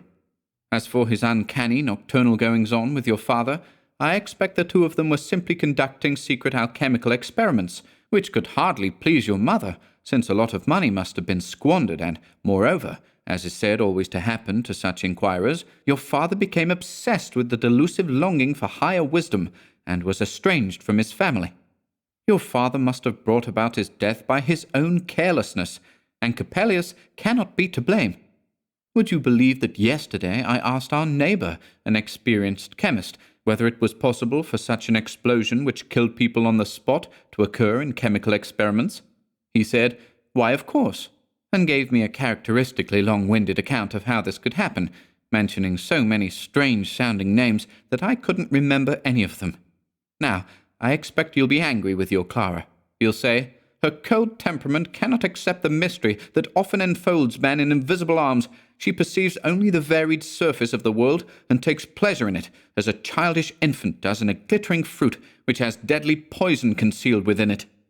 Oh, my precious Nathaniel, don't you think that even a cheerful, relaxed, carefree temperament may have premonitions of a dark power that tries malevolently to attack our inmost selves? But please forgive a simple girl like me for venturing to suggest what I think about such inner conflicts. I probably shan't be able to put it into words properly, and you'll laugh at me, not because what I'm trying to say is stupid, but because I'm so clumsy at saying it. If there is a dark power which malevolently and treacherously places a thread within us with which to hold us and draws down a perilous and pernicious path that we would never otherwise have set foot on, if there is such a power, then it must take the same form as we do. It must become our very self, for only in this way can we believe in it and give it the scope it requires to accomplish its secret task. If our minds, strengthened by a cheerful life, are resolute enough to recognize alien and malevolent influences for what they are, and to proceed tranquilly along the path to which our inclinations and our vocation have directed us, the uncanny power must surely perish in a vain struggle to assume the form which is our own reflection. Lothar also says there is no doubt that once we have surrendered ourselves to the dark psychic power, it draws alien figures encountered by chance in the outside world into our inner selves, so that we ourselves give life to the spirit which our strange delusion persuades us is speaking from such figures. It is the phantom of our own self which, thanks to its intimate relationship with us and its deep influence on our minds, casts us down to hell or transports us to heaven. You see, my darling Nathaniel, that Lothar and I have talked at length about dark powers and forces, and now that I have, with some labour, written down the main points, it seems to me quite profound. I don't quite understand Lothar's last words. I only have a dim idea of what he means, and yet it all sounds very true.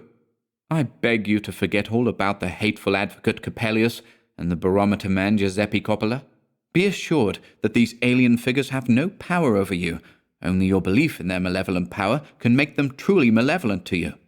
If every line of your letter did not reveal the deep perturbation of your spirits, if your state of mind did not cause me pain in my very soul, then indeed I could make jokes about the advocate Sandman and the barometer seller Coppelius.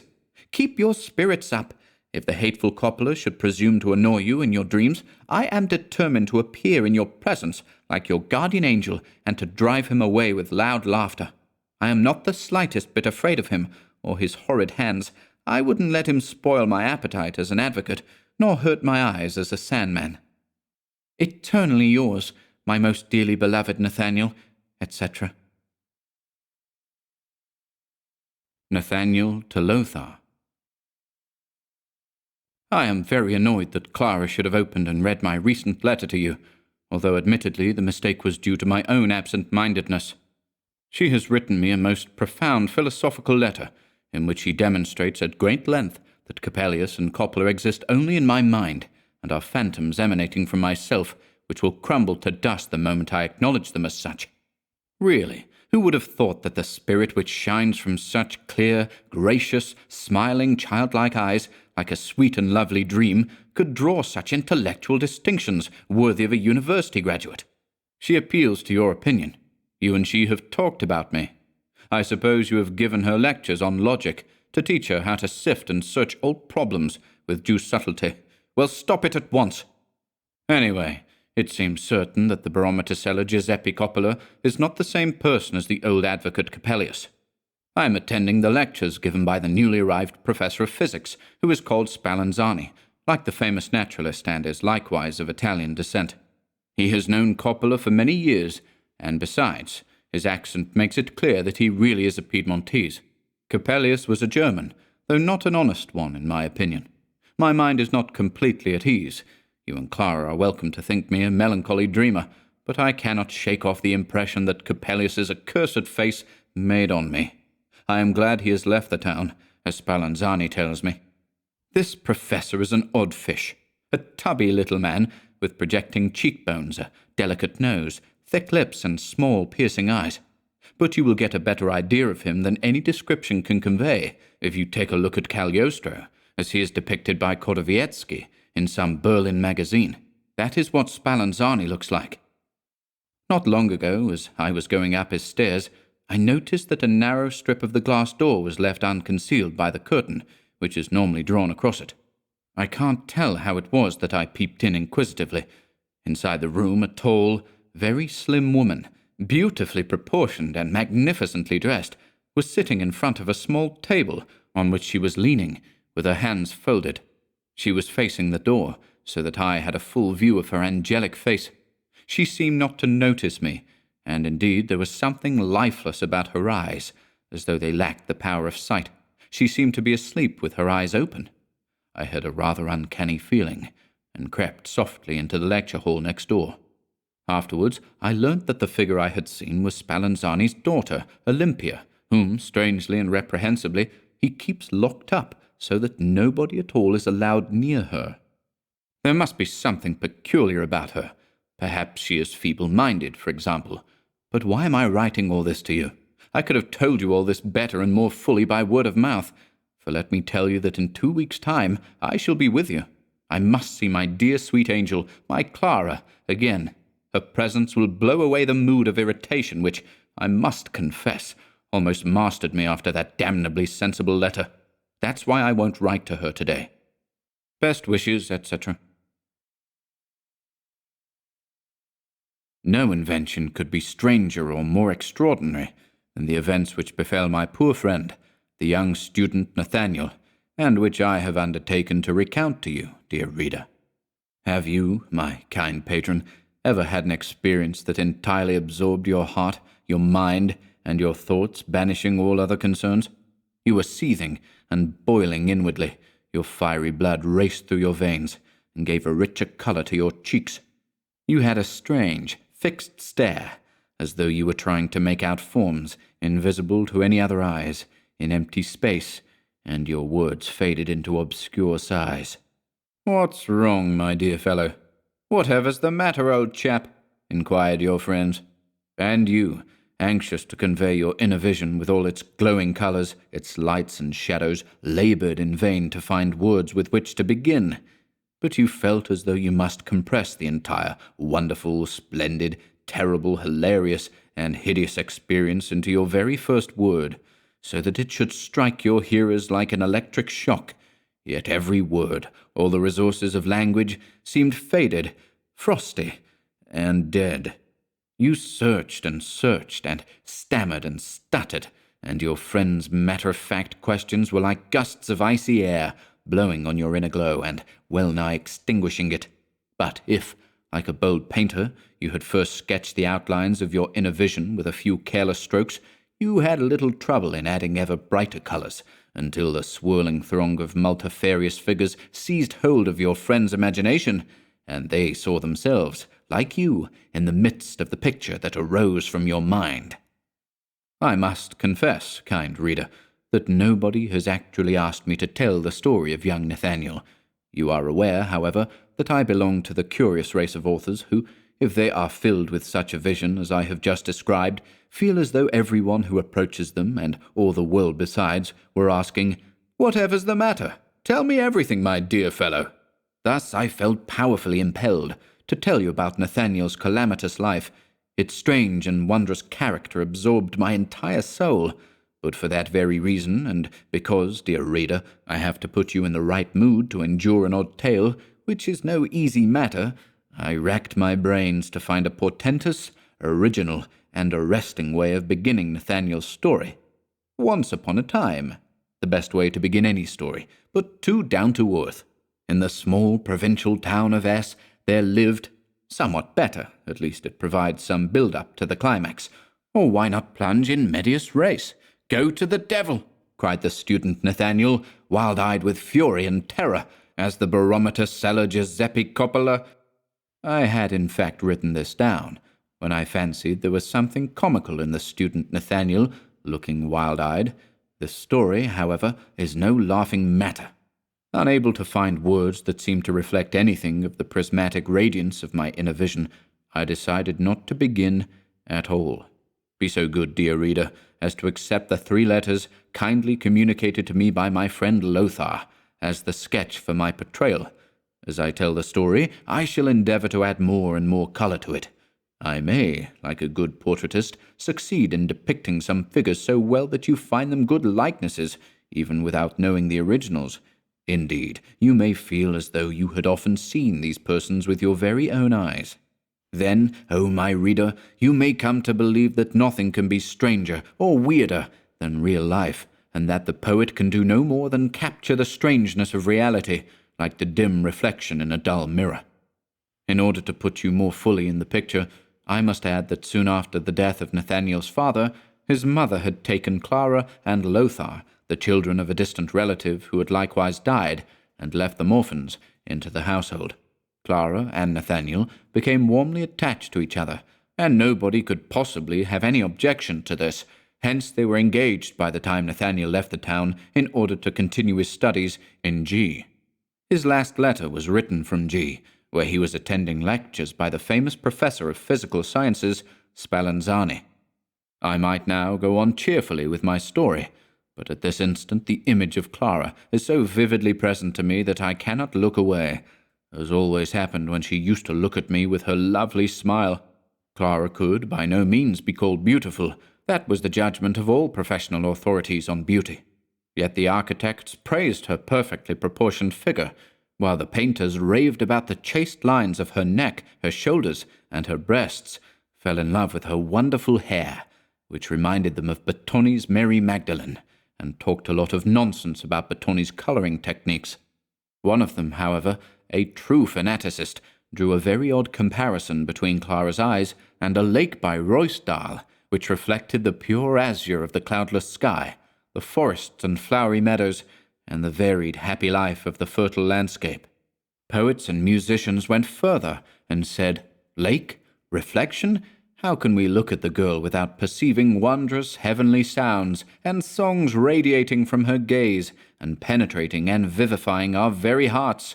If we ourselves can't produce a decent song after that, we must be good for very little, and that indeed is the message of the sly smile that hovers around Clara's lips whenever we venture on some jingle that claims to be a song, though it consists only of a few incoherent notes." Such was the case. Clara had the vivid imagination of a cheerful, ingenuous, childlike child, a deep heart filled with womanly tenderness, and a very acute, discriminating mind. She was no friend to muddle-headed enthusiasts, for although she uttered few words, being taciturn by nature, her clear gaze and her sly, ironic smile said, "Dear friends, how can you expect me to treat your shifting, shadowy images as real objects full of life and motion?" Many people accordingly criticized Clara for being cold, unresponsive, and prosaic. Others, however, who saw life clearly and profoundly, were very fond of the warm-hearted, sensible, childlike girl, but none so much as Nathaniel, who was energetic and cheerful in his approach to art and learning. Clara was intensely devoted to him, and their parting cast the first shadow on her life. With what rapture did she fly to his arms when he entered his mother's room, having returned home as he had promised in his last letter to Lothar. Nathaniel's expectations were fulfilled, for on seeing Clara he thought neither about the advocate Coppelius nor about Clara's sensible letter, and all his irritation vanished. Nathaniel, however, was quite right when he told his friend Lothar that the figure of the repulsive barometer seller Coppola had made a malevolent intrusion into his life. Even in the first few days of his visit, it was apparent to everyone that Nathaniel's character had changed entirely. He fell into gloomy reveries and took to behaving in a strange and wholly unaccustomed way. To him, all life consisted of dreams and premonitions. He kept saying that each individual, fancying himself to be free, only served as a plaything for the cruelty of dark forces, that it was in vain to resist, and one must acquiesce humbly in the decrees of destiny. He went so far as to assert that artists and scholars were under a delusion when they believed that their creative endeavors were governed by the autonomy of their will. For, said he, the inspired state which is indispensable for creation does not arise from inside ourselves.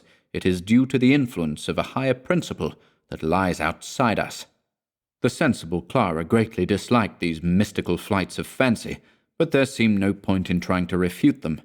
It was only when Nathaniel maintained that Coppelius was the evil principle that had seized upon him when he was eavesdropping behind the curtain, and that this foul demon would wreak distraction upon their happy love, that Clara would become very serious and say, "Yes, Nathaniel, you're right. Coppelius is an evil, malevolent principle. He can do terrible harm, like the visible manifestation of a devilish power, but only if you fail to dismiss him from your mind. As long as you believe in him, he is real and active. His power consists only in your belief." Indignant that Clara conceded the existence of the demon only in his own mind, Nathaniel would try to launch into the mystical doctrine of devils and evil forces, but Clara would irritably cut the conversation short by raising some trivial subject, to Nathaniel's great annoyance.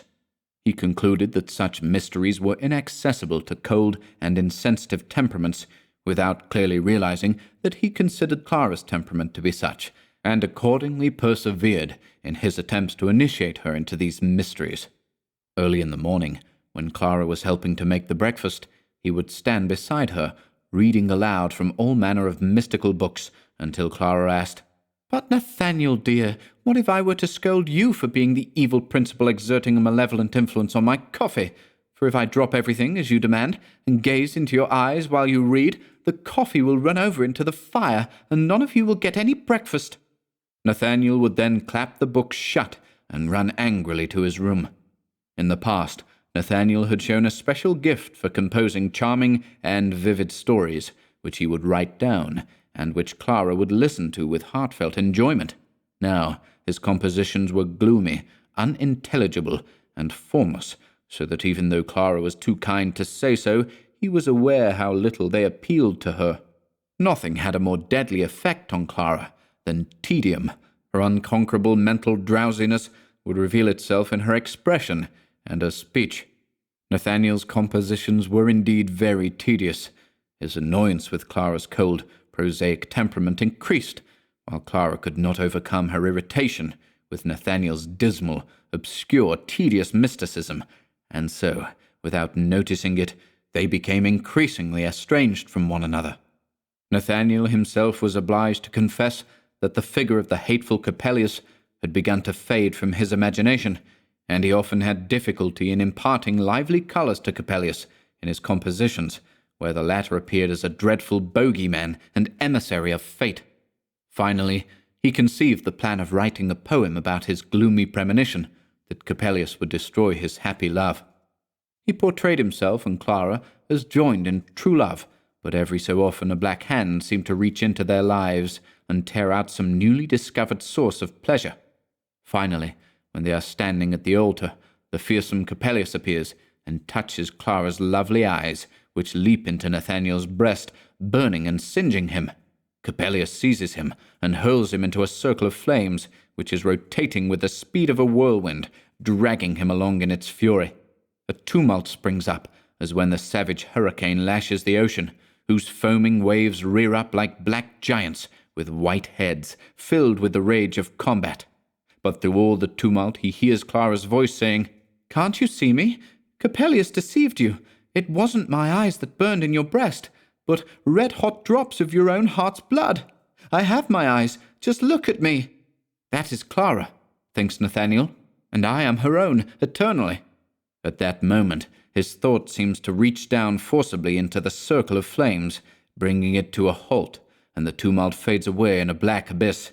Nathaniel gazes into Clara's eyes, but what looks at him from Clara's kindly eyes is death.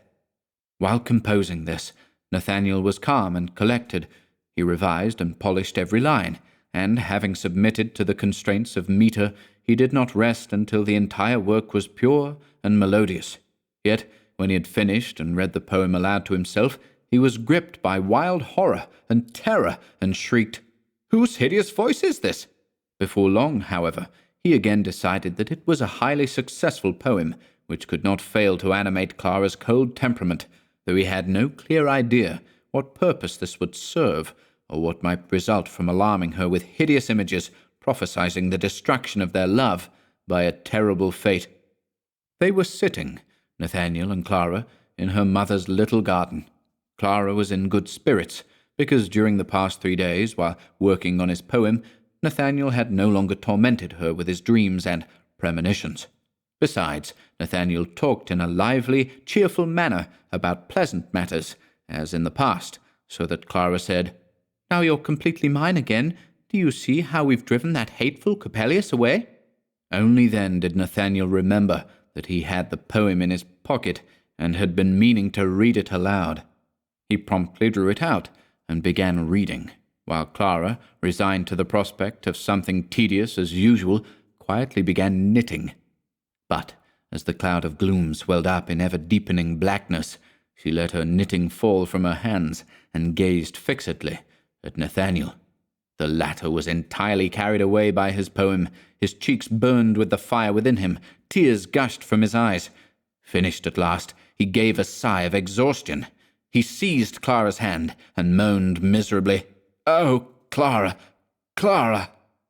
Clara gave him a gentle hug and said in a low voice, but slowly and seriously, "Nathaniel, my darling Nathaniel, throw the crazy, senseless, insane story into the fire."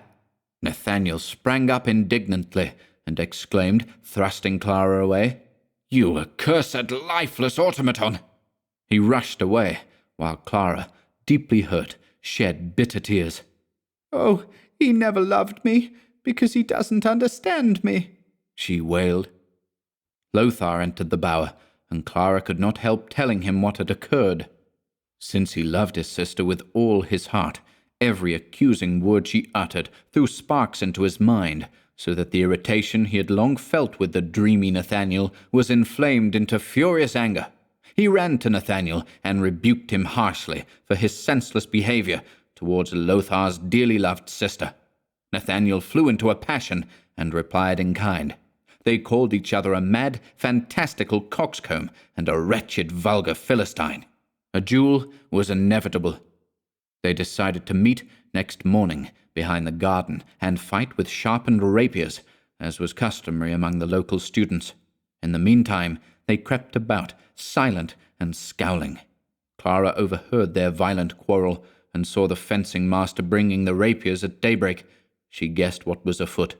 Lothar and Nathaniel arrived at the scene of their duel in gloomy silence. They removed their coats and were about to assail each other, their eyes burning with the bloodthirsty fury of combat, when Clara rushed through the garden gate.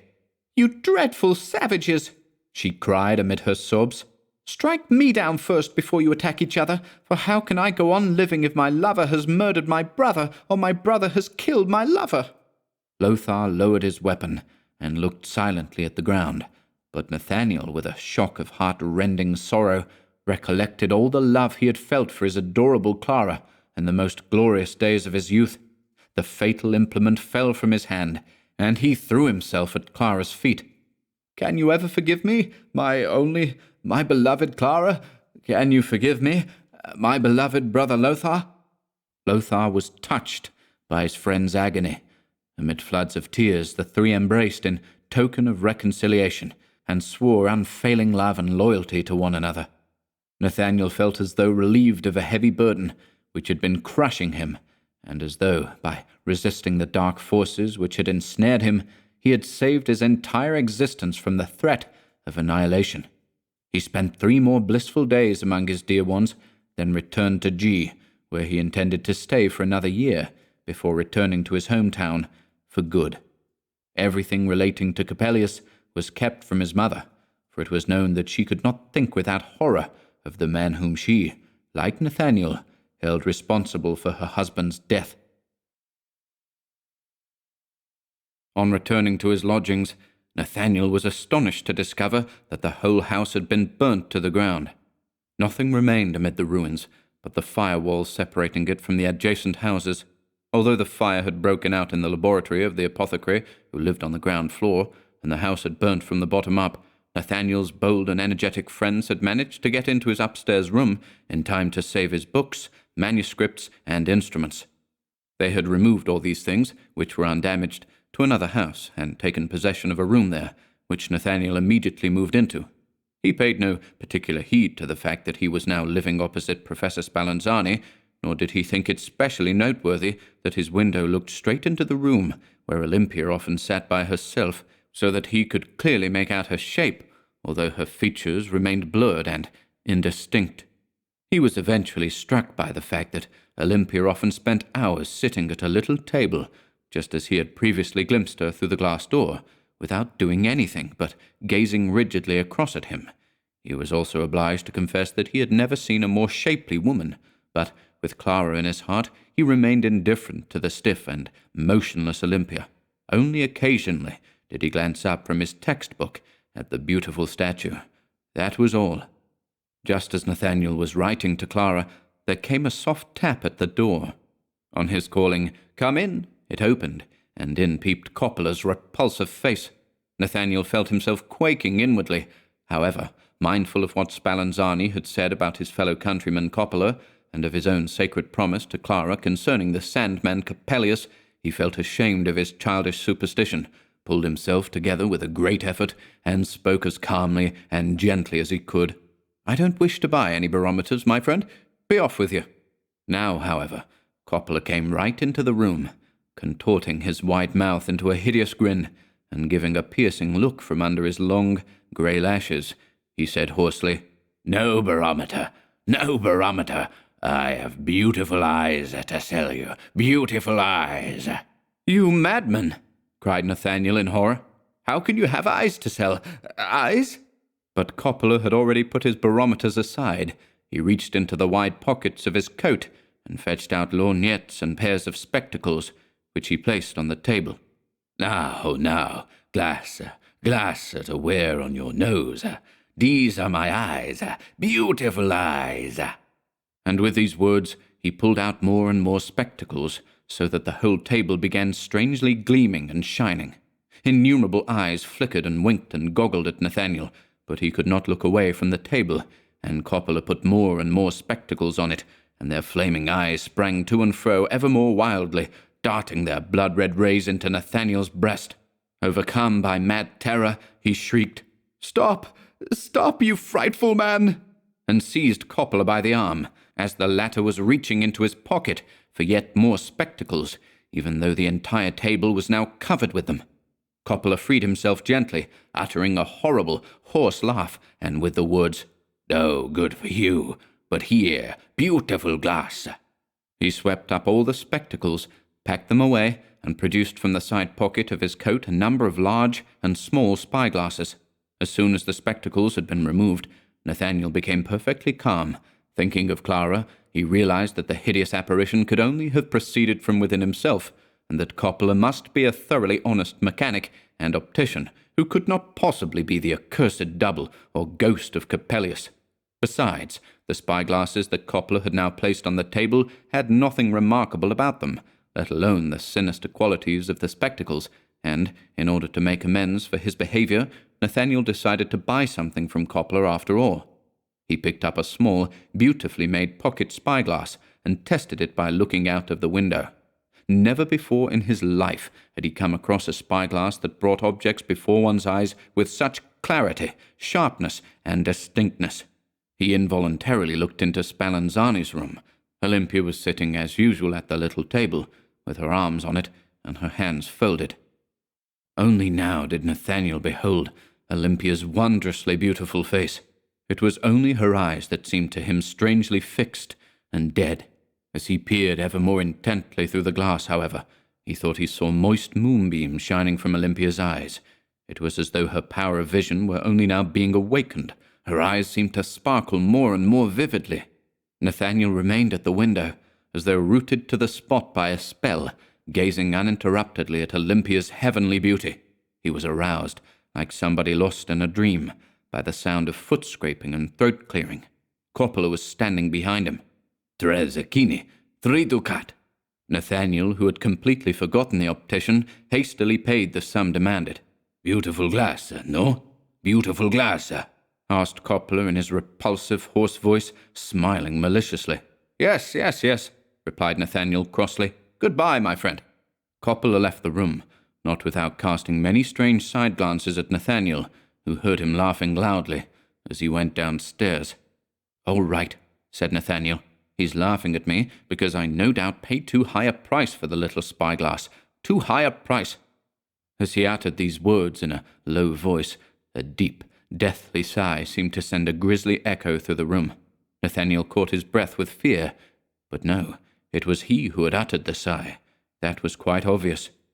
"Clara," he said to himself, "is probably right to think me tiresome and superstitious, but it's still a funny thing.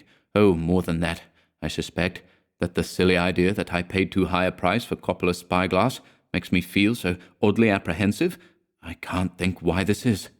He then sat down in order to finish his letter to Clara, but one glance through the window convinced him that Olympia was still sitting there, and at that instant, as though impelled by an irresistible force, he jumped up, seized Coppola's spyglass, and could not tear himself away from the alluring sight of Olympia, until his friend and fellow student Sigmund summoned him to Professor Spallanzani's lecture.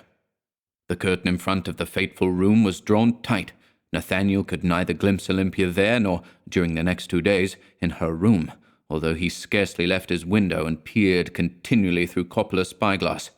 On the 3rd day, the window was covered by drapery. In extreme despair, impelled by yearning and ardent desire, he ran out through the town gate. Olympia's shape hovered in the air in front of him, stepped forth from the bushes, and looked at him with great, radiant eyes from the clear water of the brook. The image of Clara had entirely departed from his mind. He thought only of Olympia, and lamented out loud in a tearful voice, "O light of my life, you glorious lofty star, did you rise upon me only to vanish again, leaving me in dark and hopeless night?" Returning to his lodgings, he noticed a noisy upheaval going on in Spallanzani's house. The doors were open, all manner of utensils were being carried in. The first-floor windows had been taken off their hinges, busy maids were sweeping and dusting everywhere with large brooms, and inside joiners and decorators were tapping and hammering. Nathaniel stood there in the street, beside himself with astonishment. Sigmund came up to him and said, "Well, what do you think of our old Spallanzani?" Nathaniel declared that he did not know what to think, since he knew nothing whatever about the professor, but was extremely surprised to see such frantic activity going on in the quiet, gloomy house. Sigmund then informed him that Spallanzani was holding a ball and a concert the next day, and that half the university had been invited. It was rumoured abroad that Spallanzani would allow his daughter Olympia, whom he had fearfully concealed from every human eye for so long, to make her first public appearance. Nathaniel obtained an invitation, and went to the professor's house at the appointed hour, his heart beating violently, as the carriages were rolling up and the lights were gleaming in the splendidly decorated rooms. A large and brilliant company was present. Olympia made her appearance, sumptuously and tastefully dressed. Her beautifully moulded features and her shapely figure compelled general admiration. The slightly strange curve of her back and the wasp-like slenderness of her waist seemed to be the result of excessive tight-lacing. There was something stiff and measured about her gait and posture, which many people found displeasing. It was ascribed to the constraint imposed by such a large company. The concert began. Olympia played the piano with great skill, and likewise performed a bravura aria in a clear, almost shrill voice like a glass bell. Nathaniel was enraptured. Standing in the back row, he was unable to make out Olympia's features clearly in the dazzling light of the candles. Without anybody noticing, he therefore took out Coppola's spyglass and looked through it at the fair Olympia. Ah! Then he perceived that she was gazing at him yearningly, and that every note she uttered found its full expression in the amorous look that pierced his heart and set it afire. The artificial roulade seemed to Nathaniel to be the heavenly jubilation of a heart transfigured by love, and when the cadenza was at last followed by a long trill which rang and resounded through the room, he felt as though red-hot arms had suddenly seized him. Unable to restrain himself, he shrieked out in agony and rapture, "Olympia!" Everyone looked round at him, and many people laughed. The cathedral organist, however, scowled, yet more darkly than before, and said only, "Now, now." The concert was over. The ball began. To dance with her, that was now the goal of all Nathaniel's wishes and desires. But how was he to find the courage to ask her, the queen of the ball, for a dance? And yet he himself could not tell how it came about that when the dance had already begun, he found himself standing close to Olympia, who had not yet been asked for a dance, and, scarcely able to stammer out a few words, he seized her hand. Olympia's hand was ice-cold. A shudder went through him like a hideous, deadly frost. He stared into Olympia's eyes, which beamed at him full of love and yearning, and at that moment a pulse seemed to begin beating in her cold hand, and her life's blood to flow in a glowing stream. Love and desire flared up in Nathaniel's heart. He embraced the fair Olympia and flew with her through the ranks of the dancers. Nathaniel considered himself a good dancer, but the peculiar rhythmic regularity with which Olympia danced often disconcerted him and made him realize how badly he kept time. However, he was reluctant to dance with any other woman and would gladly have murdered everyone who approached Olympia to ask her to dance. Yet this only happened on 2 occasions. To his astonishment, Olympia then remained without a partner, and he did not fail to draw her onto the dance floor again and again. If Nathaniel had been capable of seeing anything other than the fair Olympia, all manner of quarrels and disputes would have been inevitable, for the young people in various corners of the room were having difficulty in suppressing their laughter, and their tittering was evidently directed at the fair Olympia, whom they were looking at strangely for some unaccountable reason. Excited by the dance and by generous quantities of wine, Nathaniel entirely cast off his usual bashfulness. He sat beside Olympia, clasping her hand, and spoke of his love in fiery, enthusiastic words, which neither he nor Olympia understood, but perhaps she did, for she gazed fixedly into his eyes and sighed repeatedly, "Oh, oh, oh!"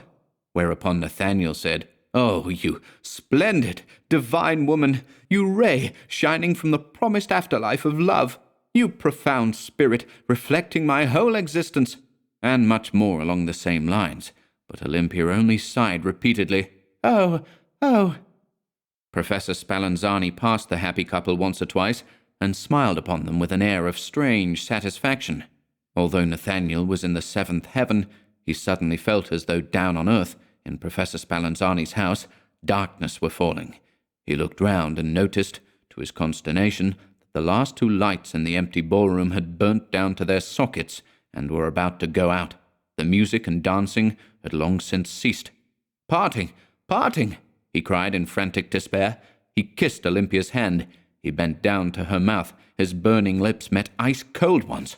Just as he had done on touching Olympia's cold hand, he felt himself gripped by inward horror, and the legend of the dead bride suddenly flashed through his mind. But Olympia was clasping him tightly, and his kiss seemed to bring warmth and life to her lips. Professor Spallanzani walked slowly through the empty ballroom. His steps sounded hollow, and his figure, surrounded by flickering shadows, had an uncanny, ghostly appearance. "Do you love me? Do you love me, Olympia? Just this word. Do you love me?" whispered Nathaniel, but Olympia, rising to her feet, only sighed, "Oh, oh." "Yes, you lovely, magnificent light of my life," said Nathaniel. "You will shine on me, transfiguring my heart forevermore." "Oh, oh," responded Olympia, moving away. Nathaniel followed her. They stood before the professor.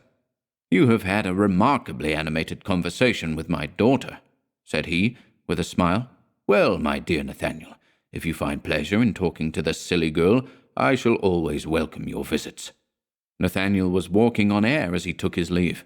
Spallanzani's ball was the main topic of conversation in the next few days. Although the professor had endeavored to display the utmost magnificence, the wags recounted all manner of oddities and improprieties, and criticism was levelled particularly at the rigid and silent Olympia. Despite the beauty of her appearance, it was alleged that she was a complete imbecile, and that this was the reason why Spallanzani had kept her concealed for so long. Nathaniel heard this with suppressed anger, but he held his peace, for, thought he, what would be the point of proving to these fellows that it is their own imbecility which prevents them from appreciating the wonderful depths of Olympia's heart? "Do me a favour, old chap," said Sigmund one day, "and tell me how a sensible fellow like you could be besotted with that dummy, that wax doll." Nathaniel was about to fly into a fury, but he controlled himself and replied, "You tell me, Sigmund, how, with your sharp perceptions and your appreciation of beauty, you could fail to notice Olympia's heavenly charms. But I thank the fates that, for that reason, I don't have you as a rival, otherwise one of us would have to perish." Observing his friend's state of mind, Sigmund backed down and remarked that in love there was no disputing about tastes. "It's odd, though," he added, "that many of us share the same opinion of Olympia. We thought her, don't take this amiss, old chap, strangely stiff and lacking in animation. Her figure is regular, certainly, and so is her face. She would be beautiful, but that her eyes seem to have no ray of life. They almost seem to lack the power of sight. Her gait is curiously measured, as though her every movement were produced by some mechanism like clockwork. She plays and sings with the disagreeably perfect, soulless timing of a machine, and she dances similarly. Olympia gave us a very weird feeling. We wanted nothing to do with her. We felt that she was only pretending to be a living being, and that there was something very strange about her. Nathaniel refrained from giving way to the bitterness that Sigmund's words aroused in him. He mastered his annoyance and only said, in grave tones, "Olympia may well inspire a weird feeling in cold, prosaic people like you. It is only to the poetic soul that a similarly organized soul reveals itself. I was the only one to arouse her loving gaze, which radiated through my heart and mind. Only in Olympia's love do I recognize myself. People like you may complain because she doesn't engage in trivial chit-chat like other banal minds. She utters few words, certainly, but these few words are true hieroglyphs, disclosing an inner world filled with love and lofty awareness of the spiritual life led in contemplation of the everlasting beyond. But you can't appreciate any of this, and I'm wasting my words." "God preserve you, my friend," said Sigmund in very gentle, almost melancholy tones. "But I feel you're in a bad way. Count on me if anything— No, I'd rather not say any more." Nathaniel suddenly felt that the cold, prosaic Sigmund was truly devoted to him, and when the latter extended his hand, Nathaniel shook it very heartily. Nathaniel had entirely forgotten Clara's existence, and his former love for her, his mother, Lothar, and everyone else had vanished from his memory.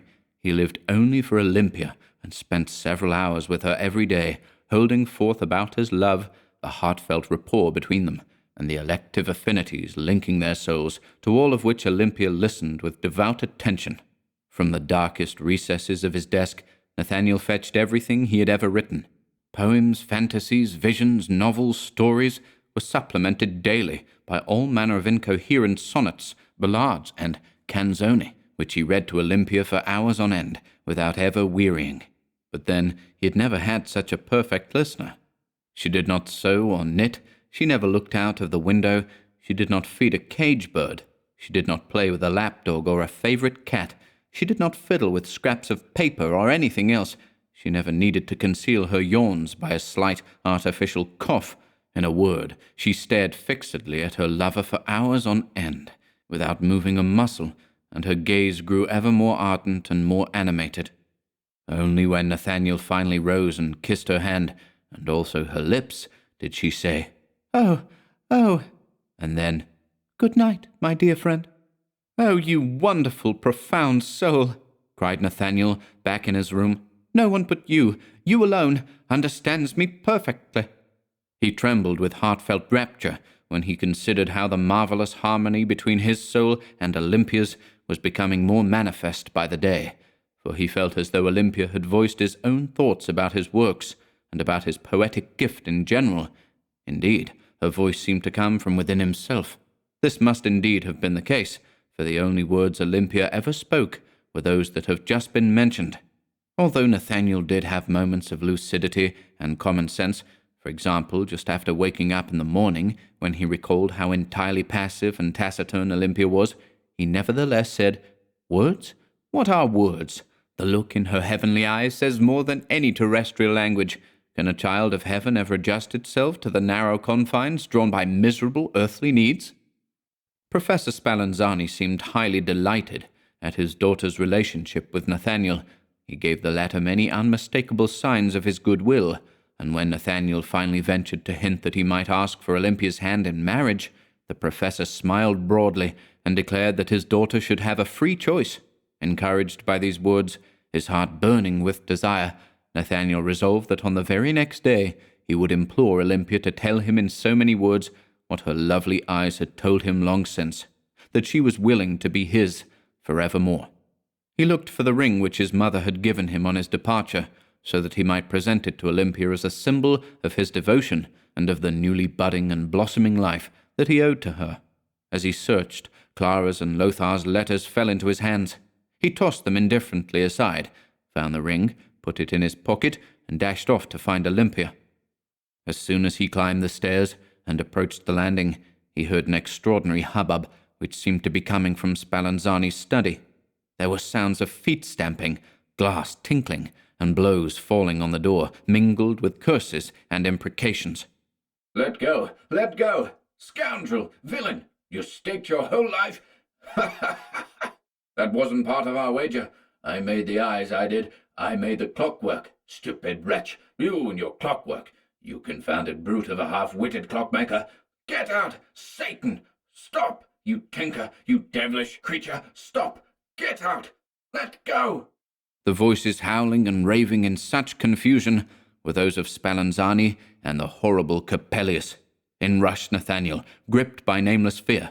The professor had seized a female figure by the shoulders, while the Italian Coppola was holding it by the feet, and both were tugging at it for dear life, while quarrelling violently over it. Nathaniel started back, filled with deep horror, on recognizing the figure as Olympia. Wild fury flared up in him, and he tried to tear his beloved from the hands of the enraged combatants, but at that moment Coppola turned round with gigantic strength, wrested the figure from the professor's hands, and struck him with such a terrible blow with it that he staggered and fell backwards over the table, covered with phials, retorts, bottles, and glass cylinders, all of which were broken to smithereens.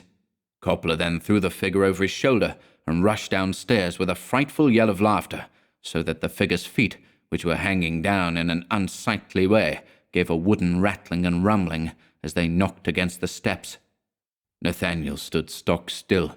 He had perceived only too clearly that Olympia's deathly pale wax face had no eyes, just black caverns where eyes should be. She was a lifeless doll. Spallanzani was writhing on the floor. His head, chest, and arms had been cut by broken glass, and blood was gushing out as though from a fountain, but he summoned all his strength and cried, "After him! After him! Why are you standing there? Coppelius, he's stolen my best automaton. 20 years' work. I staked my life on it. The clockwork, language, walk, all mine. The eyes, he stole your eyes. The cursed scoundrel, the damned villain, after him. Fetch Olympia. Here are her eyes." Thereupon Nathaniel noticed a pair of bloody eyes lying on the floor and staring at him. Spallanzani picked them up with his unscathed hand and threw them at Nathaniel, so that they struck him on the chest. Madness seized him with its red-hot claws and entered his heart, tearing his mind to pieces. "Hey, hey, hey! Fiery circle, spin, spin, fiery circle. Come on, spin, wooden dolly. Hey, spin, pretty wooden dolly." And with these words he flung himself on the professor and clutched him by the throat. He would have throttled him, but the hubbub had attracted a large number of people who forced their way into the room and pulled the frenzied Nathaniel to his feet, thus rescuing the professor, whose wounds were promptly bandaged. Sigmund, despite his strength, was unable to restrain the lunatic, who kept bellowing in a frightful voice, "Spin, wooden dolly!" and brandishing his fists. At last, the united efforts of several people managed to overcome Nathaniel by throwing him to the ground and tying him up. His words were swallowed up in a horrible animal-like bellowing. Raving in a hideous frenzy, he was taken to the madhouse. Before continuing, kind reader, with the story of the unfortunate Nathaniel, let me assure you, just in case you should feel any sympathy for the skillful mechanic and automaton maker Spallanzani, that he made a complete recovery from his wounds. He was, however, obliged to leave the university, since Nathaniel's story had created a stir, and public opinion considered it monstrously deceitful to foist a wooden doll instead of a living person upon respectable tea parties. Olympia had attended some and made quite a hit. Legal scholars described it as a subtle fraud which deserved a condign punishment, inasmuch as it had been practiced upon the public and so adroitly conducted that nobody, except for the sharpest students, had observed it, although everyone was now trying to display sagacity by referring to all kinds of suspicious-looking details. These details, however, threw virtually no light on the matter, for could anyone's suspicions have been aroused by the fact that, according to one elegant habitué of tea parties, Olympia had defied convention by sneezing more than she yawned? Her sneezing, explained this exquisite gentleman, was the sound of the concealed mechanism winding itself up, for there had been an audible creaking. The professor of poetry and eloquence took a pinch of snuff, snapped his box shut, cleared his throat, and said in solemn tones, My most esteemed ladies and gentlemen, don't you see what lies behind all this? The entire matter is an allegory, an extended metaphor. You take my meaning? Sapienti sat. But many esteemed gentlemen were not so easily reassured. The story of the automaton had made a deep impression on their minds, and a detestable distrust of human figures became prevalent. In order to make quite sure that they were not in love with wooden dolls, several lovers demanded that their beloved should fail to keep time in singing and dancing, and that, when being read aloud to, she should sew, knit, or play with her pug-dog. Above all, the beloved was required not merely to listen, but also from time to time to speak in a manner that revealed genuine thought and feeling. The bonds between some lovers thus became firmer and pleasanter, others quietly dissolved. "One really can't take the risk," said some. At tea parties there was an incredible amount of yawning, but no sneezing, in order to avert any suspicion. As mentioned earlier, Spallanzani was obliged to disappear in order to evade a criminal prosecution for fraudulently introducing an automaton into human society. Coppola had likewise vanished. Nathaniel awoke as though from a terrible nightmare. He opened his eyes and felt an indescribable sense of bliss permeating his being with mild, heavenly warmth. He was lying in bed in his room in his father's house. Clara was bending over him, and his mother and Lothar were standing nearby. At last, oh my darling Nathaniel, you've recovered from your dangerous illness. Now you're mine again," said Clara from the depths of her heart, folding Nathaniel in her arms. The latter was so overcome by rapture and sorrow that bright, hot tears gushed from his eyes, and he uttered a deep sigh. My own Clara." Sigmund, who had faithfully stood by his friend in time of trouble, entered the room. Nathaniel held out his hand to him. "My loyal friend, you did not abandon me." All traces of madness had vanished. Nathaniel soon regained his health and strength, tended as he was by his mother, his sweetheart, his friends. Good fortune, meanwhile, had entered their house, for a miserly old uncle, from whom nobody had expected anything, had died, and left Nathaniel's mother not only a substantial fortune, but also a small estate in a pleasant spot not far from the town. They all planned to remove thither. Nathaniel's mother, Nathaniel himself, with his bride-to-be Clara, and Lothar. Nathaniel was now more gentle and childlike than ever before, and appreciated the heavenly purity of Clara's glorious soul for the first time. Nobody reminded him of the past, even by the slightest allusion. Only when Sigmund was leaving him did Nathaniel say, "By God, my friend, I was in a bad way, but at the right moment an angel guided me on to the path of light. Ah, it was Clara." Sigmund prevented him from saying any more, fearing that painful memories might return with excessive clarity. The four happy people were about to move to the estate. It was midday, and they were walking through the streets of the town. They had done plenty of shopping, and the lofty tower of the town hall was casting its gigantic shadow over the marketplace. "Why," said Clara, "let's climb up there one last time and gaze at the distant mountains." No sooner said than done. Nathaniel and Clara began the ascent. Their mother went home with the maidservant, and Lothar, reluctant to climb the many steps, decided to remain below. Soon afterwards, the two lovers were standing arm in arm on the highest gallery of the tower, gazing into the dim forests beyond, which the blue mountains rose like a giant city. "Look at that funny little grey bush, which really seems to be walking towards us," said Clara. Nathaniel reached mechanically into his side pocket. He found Coppola's spyglass. He looked sideways. Clara was standing before the glass. A convulsion ran through his every vein. He stared at Clara in deathly pallor, but an instant later rivers of fire were glowing and sparkling in his rolling eyes, and he uttered a horrible bellow like a tormented animal. Then he sprang aloft and cried in a piercing voice interspersed with hideous laughter, "Spin, wooden dolly! Spin, wooden dolly!" And with superhuman strength he seized Clara and was about to dash her to the ground below, but Clara clung firmly to the parapet in the desperation born of terror. Lothar heard the madman raving. He heard Clara's shriek of fright. A horrible suspicion shot through his mind. He rushed up the stairs. The door leading to the second flight of stairs was locked. Clara's shrieks grew louder. Beside himself with fury and fear, he hurled himself against the door, which flew open. Clara's cries were growing fainter and fainter. "Help! Save me! Save me!" she moaned, her voice dying away. "She's dead! The madman has murdered her!" shrieked Lothar. The door leading to the gallery was locked as well. Desperation endowed him with prodigious strength. He pushed the door off its hinges. God in heaven! Clara, in the grip of the frenzied Nathaniel, was suspended in the air over the edge of the gallery. Only one hand still clung to its iron railings. With lightning speed, Lothar seized his sister, pulled her to safety, and dashed his fist in the madman's face, forcing the latter to reel back and relinquish his intended victim. Lothar rushed downstairs, his sister unconscious in his arms. She was saved. Meanwhile, Nathaniel was raving in the gallery, leaping into the air and shrieking, "Fiery circle spin! Fiery circle spin!" People gathered below, attracted by his wild yells. In their midst loomed the gigantic figure of the advocate Coppelius, who had just arrived in the town and made directly for the marketplace. As people began to climb the stairs in order to seize the lunatic, Coppelius laughed and said, "Ha, ha, ha! Just wait. He'll soon come down by himself," and looked up like the others. Suddenly, Nathaniel paused and stood stock still.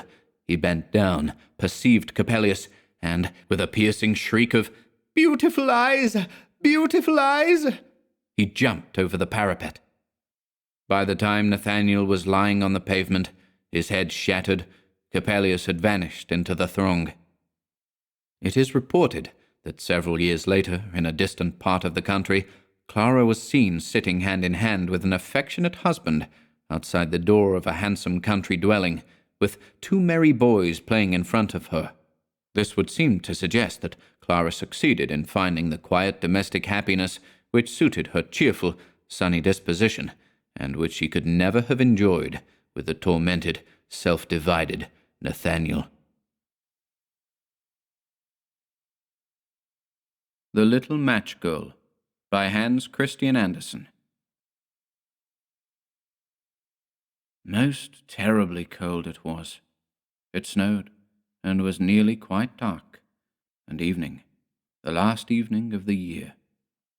In this cold and darkness there went along the street a poor little girl, bareheaded and with naked feet. When she left home she had slippers on, it is true, but what was the good of that? They were very large slippers, which her mother had hitherto worn. So large were they, and the poor little thing lost them as she scuffled away across the street, because of two carriages that rolled by dreadfully fast. One slipper was nowhere to be found. The other had been laid hold of by an urchin, and off he ran with it. He thought it would do capitally for a cradle, when he some day or other should have children himself. So the little maiden walked on with her tiny naked feet, that were quite red and blue from cold. She carried a quantity of matches in an old apron, and she held a bundle of them in her hand. Nobody had bought anything of her the whole livelong day. No one had given her a single farthing. She crept along, trembling with cold and hunger, a very picture of sorrow, the poor little thing. The flakes of snow covered her long fair hair, which fell in beautiful curls around her neck, but of that, of course, she never once now thought. From all the windows the candles were gleaming, and it smelt so deliciously of roast goose, for you know it was New Year's Eve. Yes, of that she thought. In a corner formed by two houses, of which one advanced more than the other, she seated herself down and cowered together. Her little feet she had drawn close up to her, but she grew colder and colder, and to go home she did not venture, for she had not sold any matches and could not bring a farthing of money. From her father she would certainly get blows, and at home it was cold too, for above her she had only the roof, through which the wind whistled, even though the largest cracks were stopped up with straw and rags. Her little hands were almost numbed with cold. Oh, A match might afford her a world of comfort, if she only dared take a single one out of the bundle and draw it against the wall and warm her fingers by it. She drew one out. Wrisht! How it blazed, how it burnt. It was a warm, bright flame, like a candle, as she held her hands over it. It was a wonderful light. It seemed really to the little maiden as though she was sitting before a large iron stove, with burnished brass feet and a brass ornament at top. The fire burned with such blessed influence. It warmed so delightfully. The little girl had already stretched out her feet to warm them too, but the small flame went out. The stove vanished. She had only the remains of the burnt-out match in her hand. She rubbed another against the wall. It burned brightly, and where the light fell on the wall, there the wall became transparent like a veil, so that she could see into the room. On the table was spread a snow-white tablecloth. Upon it was a splendid porcelain service, and the roast goose was steaming famously with its stuffing of apple and dried plums. And what was still more capital to behold was, the goose hopped down from the dish, reeled about on the floor with knife and fork in its breast, till it came up to the poor little girl, when the match went out, and nothing but the thick, cold, damp wall was left behind. She lighted another match. Now there she was, sitting under the most magnificent Christmas tree. It was still larger and more decorated than the one which she had seen through the glass door in the rich merchant's house. Thousands of lights were burning on the green branches, and gaily colored pictures, such as she had seen in the shop windows, looked down upon her. The little maiden stretched out her hands towards them, when the match went out. The lights of the Christmas tree rose higher and higher. She saw them now as stars in heaven. One fell down and formed a long trail of fire. "Someone is just dead," said the little girl, for her old grandmother, the only person who had loved her, and who was now no more, had told her that when a star falls, a soul ascends to God. She drew another match against the wall. It was again light, and in the lustre there stood the old grandmother, so bright and radiant, so mild, and with such an expression of love. "Grandmother," cried the little one, "oh, take me with you. You go away when the match burns out. You vanish like the warm stove, like the delicious roast goose, and like the magnificent Christmas tree." And she rubbed the whole bundle of matches quickly against the wall, for she wanted to be quite sure of keeping her grandmother near her. And the matches gave such a brilliant light that it was brighter than at noonday. Never formerly had the grandmother been so beautiful and so tall. She took the little maiden on her arm, and both flew in brightness and in joy so high, so very high, and then above was neither cold, nor hunger, nor anxiety. They were with God.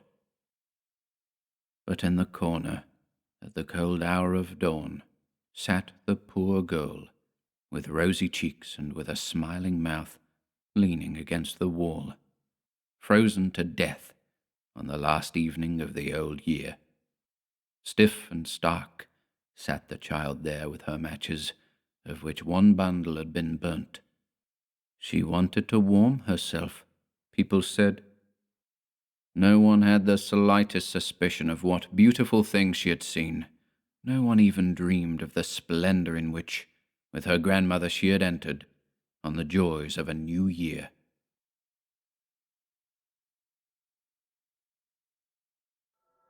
Thank you for listening today.